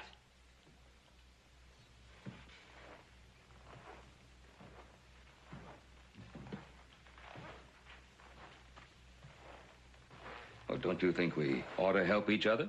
Not all the time, Pa.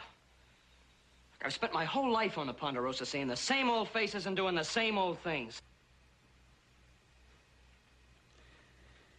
I'd always figured that the Ponderosa was your future as well as that of your brother's. But how can I prove if I'm good at anything by myself? Joe, you don't have to prove yourself to us. I'm not trying to prove myself to you, Pa. I'm trying to prove myself to me. What is it you're trying to prove? I don't know whether I'm good enough, whether I'm old enough, or whether I'm smart enough to do something by myself without 3 people waiting there to help me every time I stub my toe.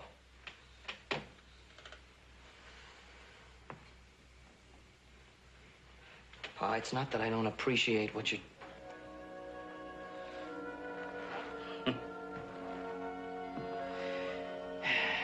Well, I guess every young man wants to strike out on his own. It's just that Father doesn't like to face up to it.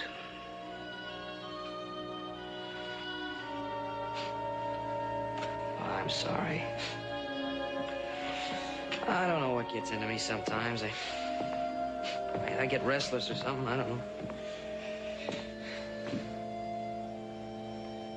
Hey, what are you doing here? Huh?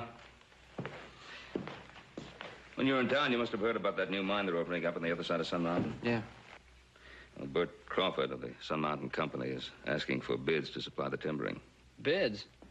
Will Povey was in town lining the men up. He says he's got that contract in the bag. I guess he will have, as usual. Yeah. What's this little circle you got here? Hmm? Hey, isn't that stand of fir right above Buckhorn Meadow? Yeah. Well, that's 10 miles closer to the mine than any timber Will Povey's gonna bring in. You're not thinking of bidding, are you? Well, I'd sure like to. But as Adam points out, most of that 10 miles is straight up and down. It's too tough a job. Anyway, we've got enough to keep us busy right here at home. Yeah, that's something else I wanted to say. I haven't been pulling my share of the load here at the ranch, and I'm gonna change that starting tomorrow.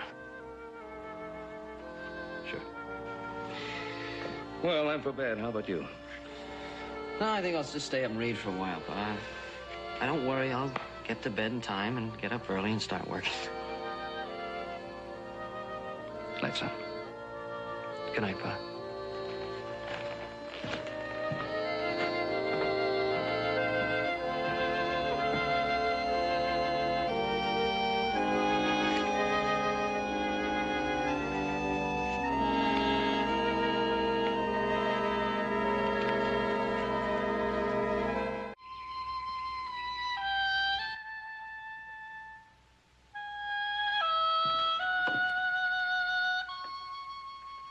What are you doing there?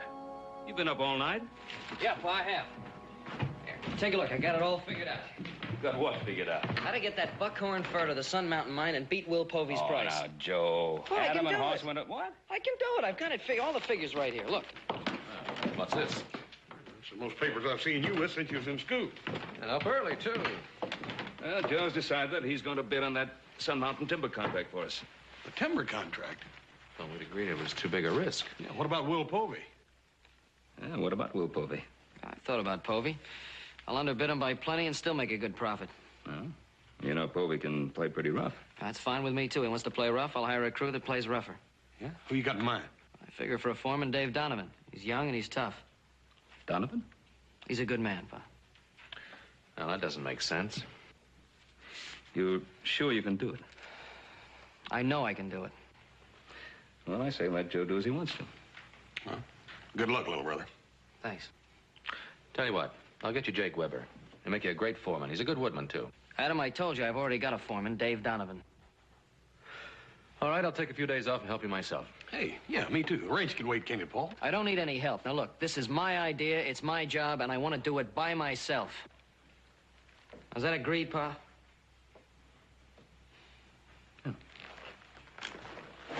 Well, see you around. Good luck.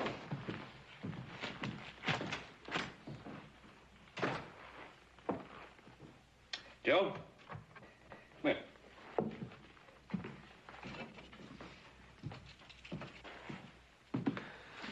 you to do something for me. Well, what's that? Break these. Break these? All right.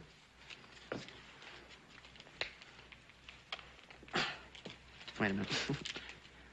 You wouldn't think they'd... Well, I can't do it, Bud. That's right. Well, they're together like this. You can't break them. But singly, they can be broken. By himself, each one of us can be broken. Never let pride stand in your way, son. We're all here if you need us. I'll remember that, Bud. Everybody get started on this idea. Those trees aren't going to cut themselves.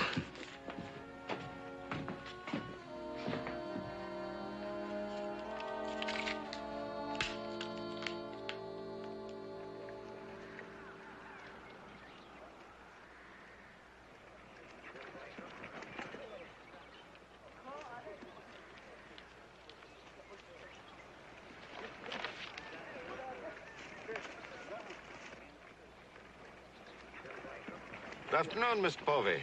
Bert, here's my bid. Getting in just under the wire, 6 minutes. What's old Hawkins doing out here from San Francisco? He's just looking around. I'll still make the final decision, Will. I'm counting on that. This is an important contract. You've got the low bid. You're as good as in. If you want your cut, I'd better be.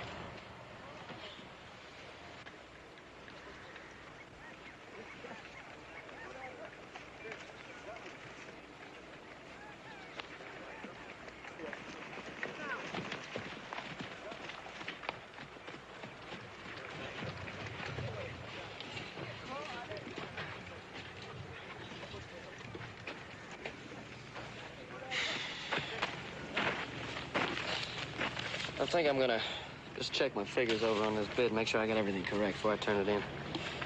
Man, you're as pitched as a fox in a forest fire. I know I am.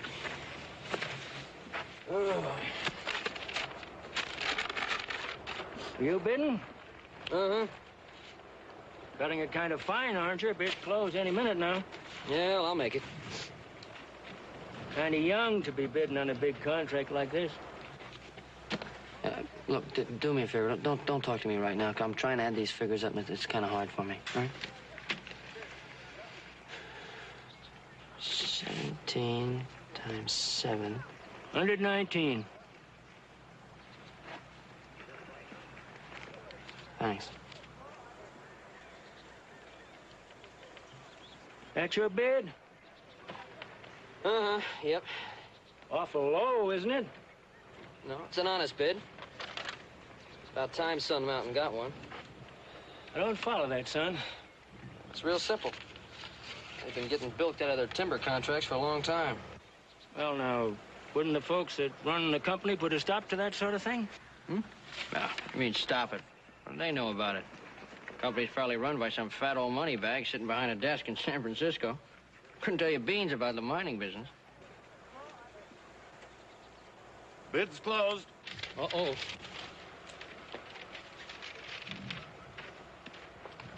Wait a minute, got one more. I'm afraid that bid's too late. What do you mean too late? I've been here all the time. I was just rechecking my figures. Bid's acceptable, Mr. Crawford. Yes. Yes, of course. Well, Mr. Hawkins, president of Sun Mountain, and I will now examine the bids. Gentlemen, we'll announce our decision in a few minutes.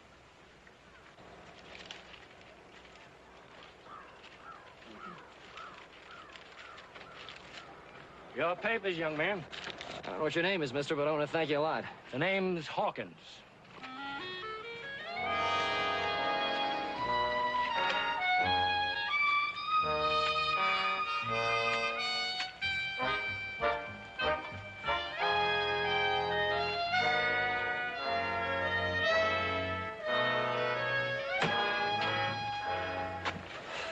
You look kind of sick.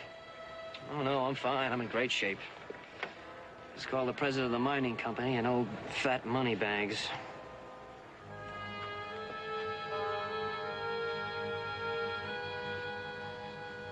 Gather round, gentlemen.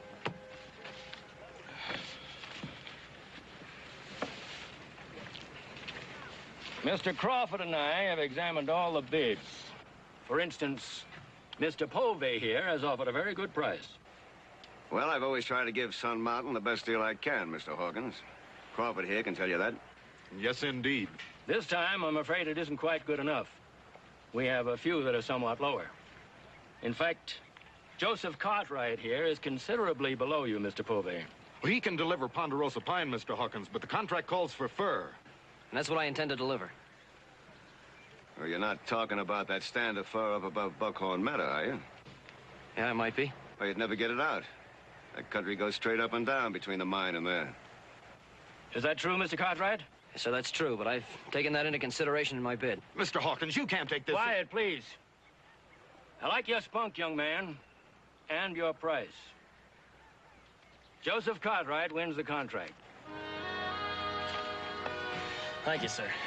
See that you deliver that timber, young man. Don't worry, you can count on me. And, you're a lot thinner than I pictured you. Good luck, son.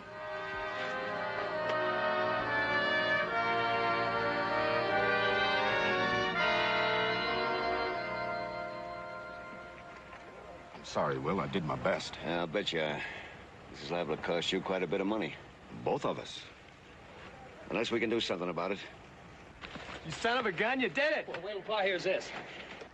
Like I said, it's a lot of money.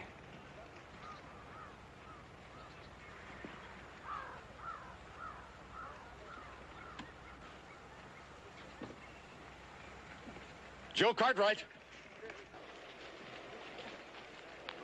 Say, that bid of yours came as quite a surprise to me, young fella. Well, you know, Mr. Crawford, I kind of got the idea you didn't want me to get that contract. Whatever's best for the company. I'm glad to hear you say that. We'll do a good job for you. Fine. Now, just as soon as you post the performance bond, we'll sign the contract. Post the what? Performance bond. $5,000 cash. So wait a minute. There's nothing about that in the contract. Mr. Hawkins didn't even mention it. He didn't have to. It's company policy, standard procedure in all our contracts. Well, you can ask him yourself if you want to. You do have the $5,000, don't you? You wouldn't have time to ride out to the Ponderosa and get it. I need it by sundown. That's company policy, too. I think I understand. Okay, you'll get your money by sundown. Well, looks like I don't have a job after all, huh? Don't worry, you got a job soon as we get to the bank. You know, I think I'm going to enjoy seeing how a man gets his hands on 5,000 great big dollars. You know something? I'm going to kind of enjoy seeing it myself. Let's go.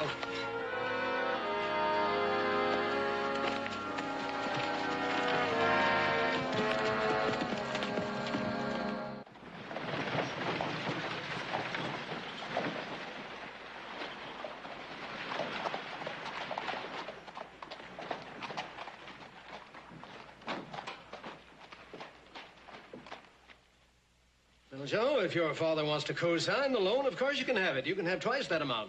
Mr. Simpson, I don't have time for that. Isn't there some way? Couldn't I make it a personal loan? I'm afraid that's something else again. What do you want the money for? For a performance bond on the Sun Mountain timber contract. How'd you get that contract away from Will Povey? By underbidding him. More than $10,000. I'd say you made a very foolish bid. Why, the wagons alone are... I don't need wagons. I'm gonna build a flume. A flume? That's right, I'm gonna build a flume right down to the Truckee River. Here. I'm gonna float those logs right down to the mine. It's gonna work. I figured it all out. Well, Joe, that might work. Did your brother Adam figure this out for you? My brother Adam had nothing to do with it. I figured this out all by myself.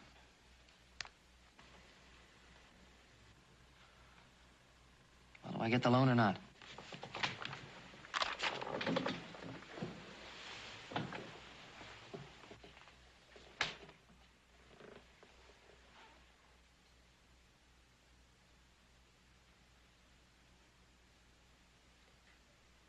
I'll grant the loan.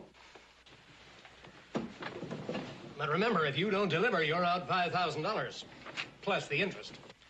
I'll deliver. Don't you worry about it. I'll deliver.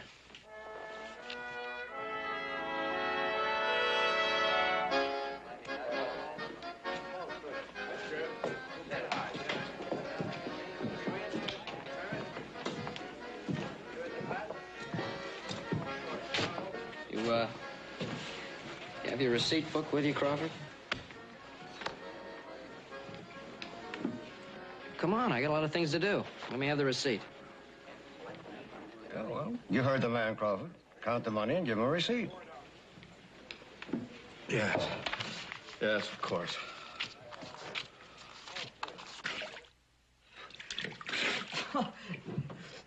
Hey, you know, I don't think I'm ever going to get over the look on that Crawford's face when I handed him that $5,000 in cash. He never thought I was going to raise that money. Why do you figure that? I mean, why? It's a lot of money, that's why. Your name's Cartwright, ain't it? Well, that had nothing to do with it. It was my idea about the flume that sold him on giving me that loan. Ah, come on, Joe. You know you had your family behind you. What kind of chance would I have raising $5,000? Yeah, what difference does it make? We got the money, didn't we? I want you to go out and give me some men. Sure. First thing in the morning. First thing in the morning, nothing. You're going to do it tonight. First thing in the morning, we're going to work. All right, all right. I'll eat some money. What for? You know, spread around, buy some drinks, Yeah, get the men. You're right. Oh, it's getting thinner. Say, while you're in there, do you think maybe I could get about a $50 advance? I'm a little short myself. I don't see why not. You're my foreman, aren't you? See you later, Joe. Right.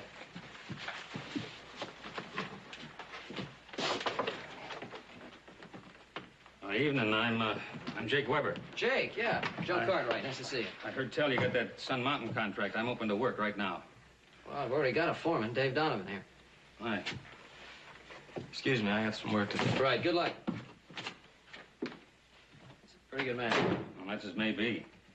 You're gonna need a couple of straw bosses, and I need the work. Jake, tell me something. My brother Adam sent you? Nope. My pa? If you don't want me, just say so. I'm sorry, Jake. It's got nothing to do with it. I can use you. Say the word, and I can fetch along a lot of my old crew. Good. That's great. I can use every man I can get. I'm gonna camp tomorrow morning up in Buckhorn Meadow. I'll see you on the job, boss. I'll have the men start setting up. Fine. Good to have you with us. Thanks.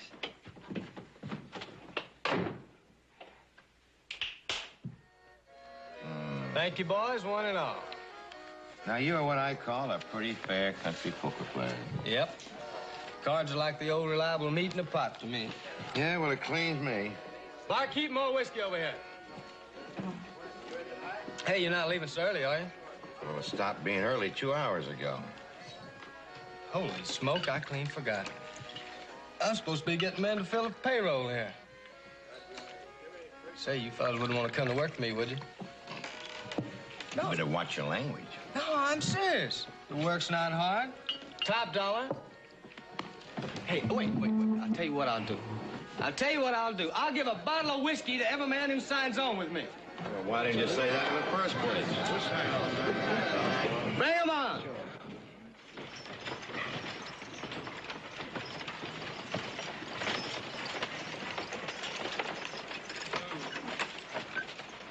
I wondered when you'd be along. All right, what's the barrier for, Povey? Well, you see, I bought myself a piece of timber that goes through here. Now, I wouldn't want to close off a road, but seeing as how I own it, you wouldn't blame me for charging toll, would you? Right, you name your price, I'll pay it. I figure $25 a wagon ought to do it. I figure a poke in the nose would Take it easy, Dave. $25? Well, that's just fine and dandy, Povey. Get it.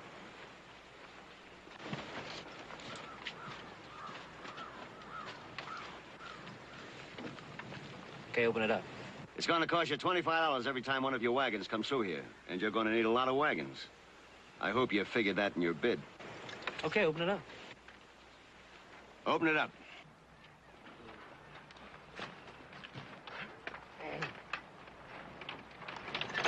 Be careful that log doesn't hit you in the face when it swings back now. He's bluffing. What makes you think so? At $25 a wagon load, that would break him. I saw that bid. He hasn't got enough margin.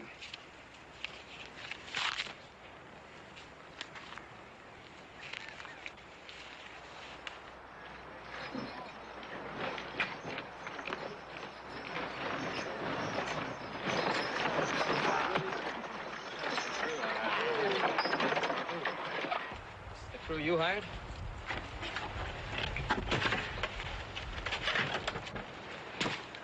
I don't look like much. Looks ain't everything in a working man, Joe. They're spry and full of spirit. I can smell that. I'll whip them into shape. You'll see. There's no work in them. I know they're kind. You let me worry about that, mister. Neither you or me has got this deadline, Donovan.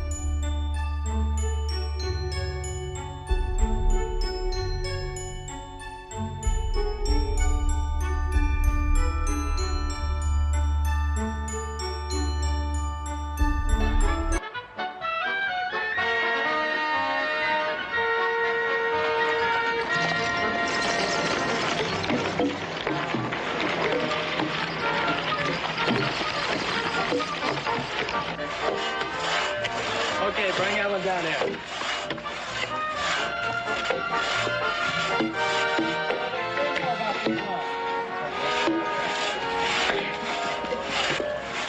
Why, what's going on here? Why aren't you men working? Maybe it's just because we don't feel so good. If you don't feel good, go pick up your time. Now, come on, get moving. Dave! Dave Donovan! Come on, move.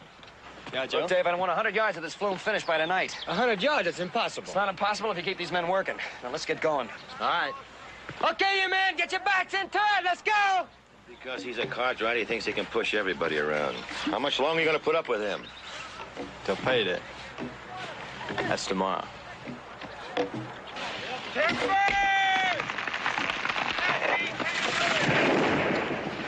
Moving this big stuff is mighty slow work, Joe. We're falling behind. Yeah, I know, Jake. We can use some more horses. That sure would help. All right, I'll leave right away. If I don't get back by tomorrow, I want you to pay them in anyway.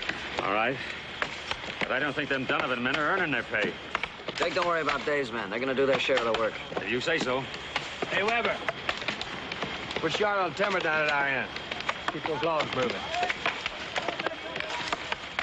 How's it going, Foreman? Pretty good. Gonna leave for a day to get a couple more teams of horses. I want you to keep the men working just the way they are. Right. You can count on me.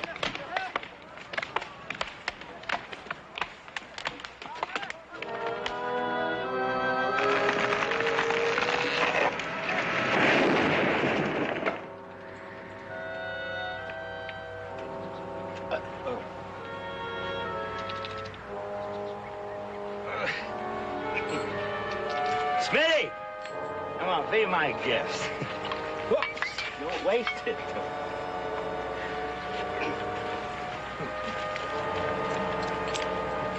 Thank you.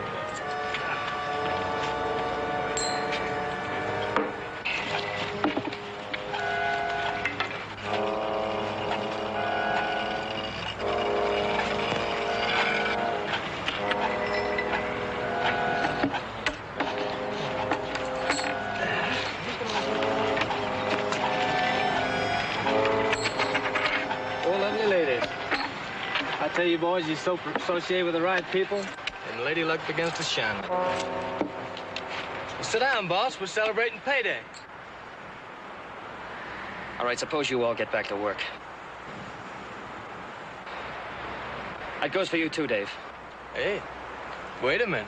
This is old Donovan, remember? Dave, you're drunk. Now, don't give me any trouble. Don't give you any trouble. How does it feel to be a big man? Money, giving orders, snapping your fingers and everybody jumping.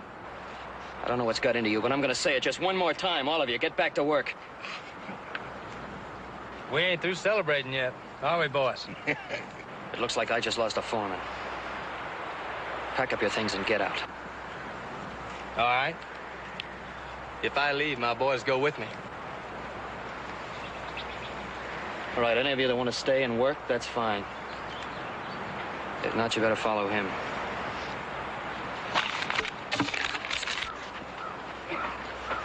Well, I'm staying. Come on, let's get back to work.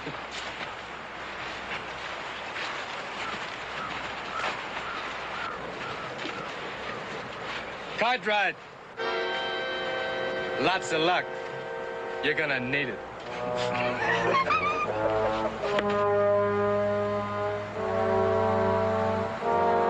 All right, man, let's get to it. Jerry, take your men and finish up down to the southboard. Smitty, you and your men get your tools and follow me. Come on now, let's go. Let's go.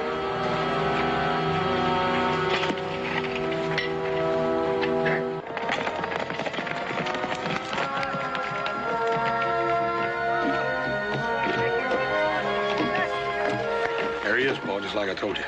I've been keeping an eye on him up here.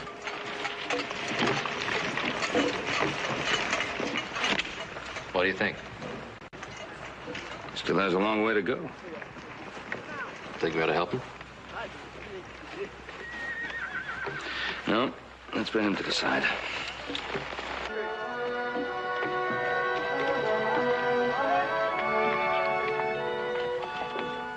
Let that little, great, big Joe Cartwright fire you, huh? Can't cut with him, can you, huh? Cartwright's got all the money. Run you right out of town, huh, Dave? Cartwrights are gonna come in town with a gun and go, tell you, ain't nothing. I heard Cartwright fired you. Yeah. Yeah, he tossed me a crumb and he took it away. I thought he was one of us, but I made a mistake. He belongs up there in that big house. Well, I thought you two were good friends. Me? I ain't got a big house and a stand of timber and a magic name. I'm just riffraff to the Cartwrights. You know, I learned a long time ago that this is the only true friend a man's got. How would you like a lot of these true friends? What's your proposition? $500 now, and $500 when Joe Cartwright forfeits his bond. Think you can do it? Mr. Povey, you just bet on a sure thing.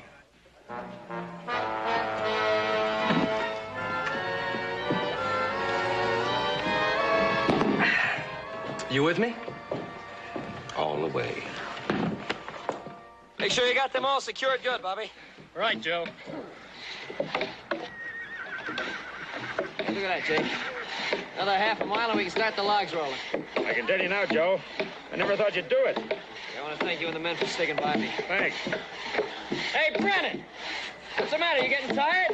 I'm saving my strength to beat your head in when this job's finished. Yeah, me too. All right, you both get a chance when the job's finished. We can all sleep for about 3 months.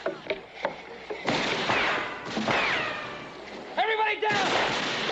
Come on, clear off the floor. We're sitting ducks up here. Come on, Jake, let's get cover.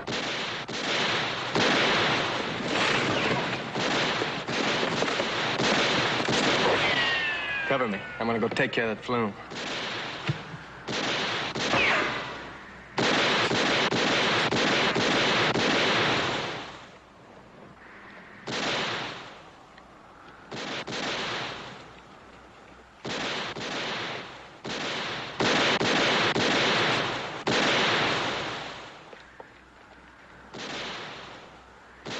Get the rifles! Well, come on! You gonna let somebody shoot at you and not do anything about it? You men stay right where you are. I hired you as loggers, not gunmen. There's only another half-mile of flume to build. We can make it if we fight them off. Jake, I'm not gonna risk the lives of these men just to fill a lumber contract.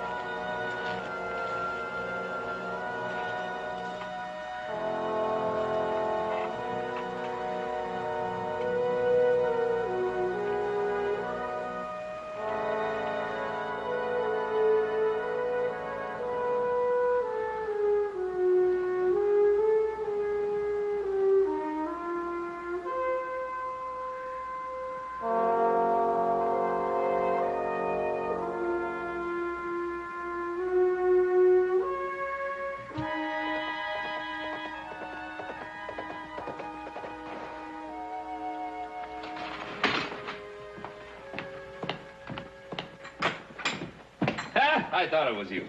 How's it going, son?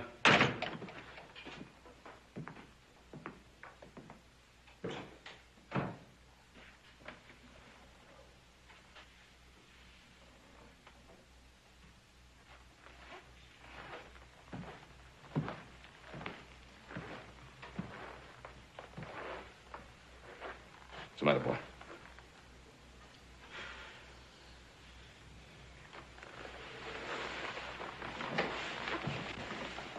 Trouble? I got more trouble than I know what to do with. Tell me about it. I don't know what good it'll do to talk about it now. Hmm? Might do some good. I told you my troubles a time or two. Well, I made every mistake in the book. I trusted Donovan. I thought I could handle Povey. Well, I handled him all right. He hired some gunmen. They blew up a section of the flume. Anyone hurt? I had one man winged. I told Jake and the men to quit. I couldn't ask them to risk their lives. Hey, Joe, I saw your horse out there when I come out of the barn. We've run into a little trouble. What are you going to do, give up? It's not what I want to do. I just don't have any choice. I can't do it alone.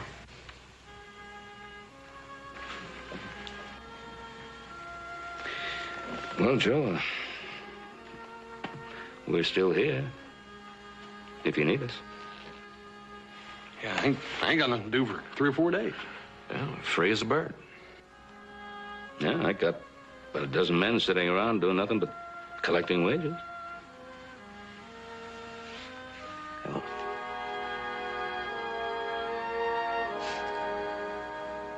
Yeah, well, let's go then.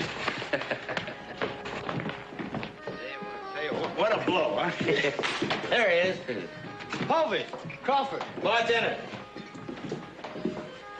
I'd have been here a little sooner, but I've been out doing a little celebrating. I'm here for the other 500.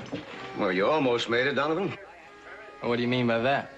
That whole Cartwright crew moved out when I blasted that flume. The trouble is, you're only half right. Crawford here went up to check on Cartwright's progress. Well, his crew left all right. But while you were out celebrating, they've come back. Not only Weber and his crew, but the whole Cartwright family and all their ranch hands. His family? But Joe would never ask them. You just made another mistake. He asked them all right. Just hold that second 500. I'll get them. You figuring on taking that whole crowd on by yourself? One at a time. You must want that extra 500 awful bad. No. No, it's not the 500. It's a personal thing now.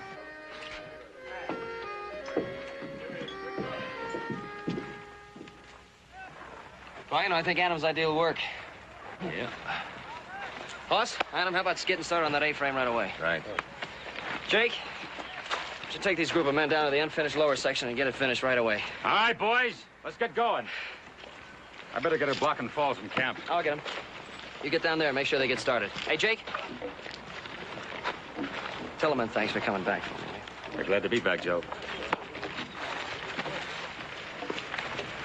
Hey, how about being foreman for me while I'm gone? Sure, I'd be glad to, boss.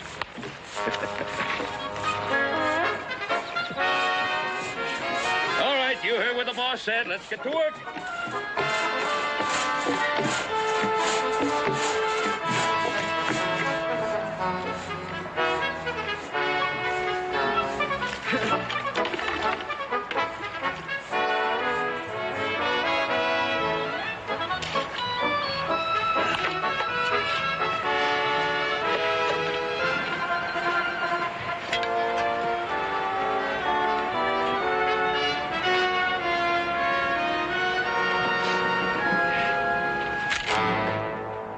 Family man. What do you want, Dave? Well, now, I thought I wanted some money. But now I want more than that. All right, exactly what is it that you want? I wonder what that fine family of yours is gonna think when they come up here and find you. Of course, your pa's got 2 other sons. He won't miss you much. All right, Dave, come on. Come on.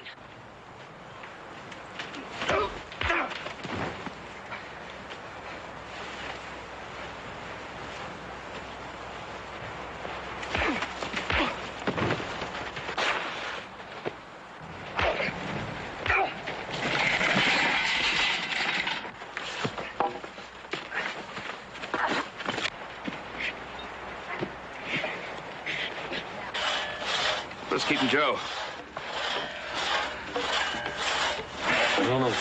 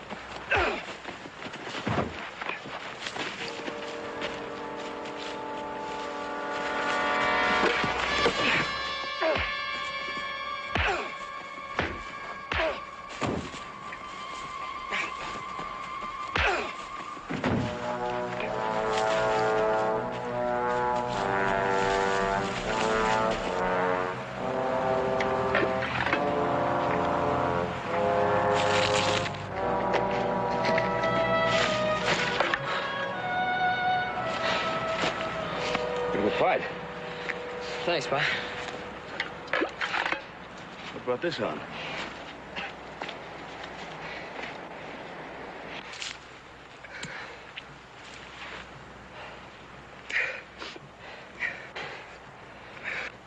I figured I could take you. Finally had to bring your family in, didn't you? That's right, I called it.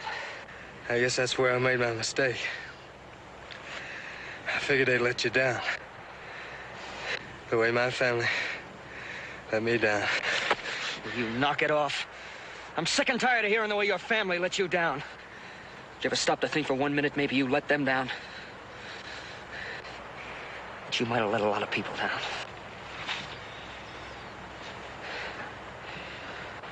The only help you're gonna understand you're gonna get from Sheriff Coffee.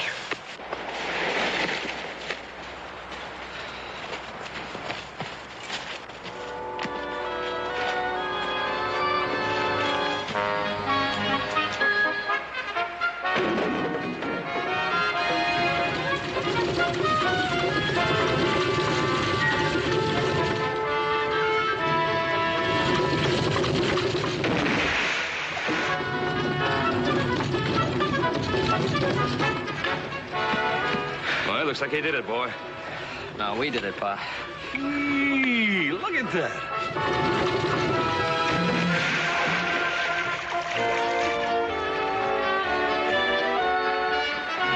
Well, I guess you won't be needing us anymore. What do you mean I won't be needing you anymore?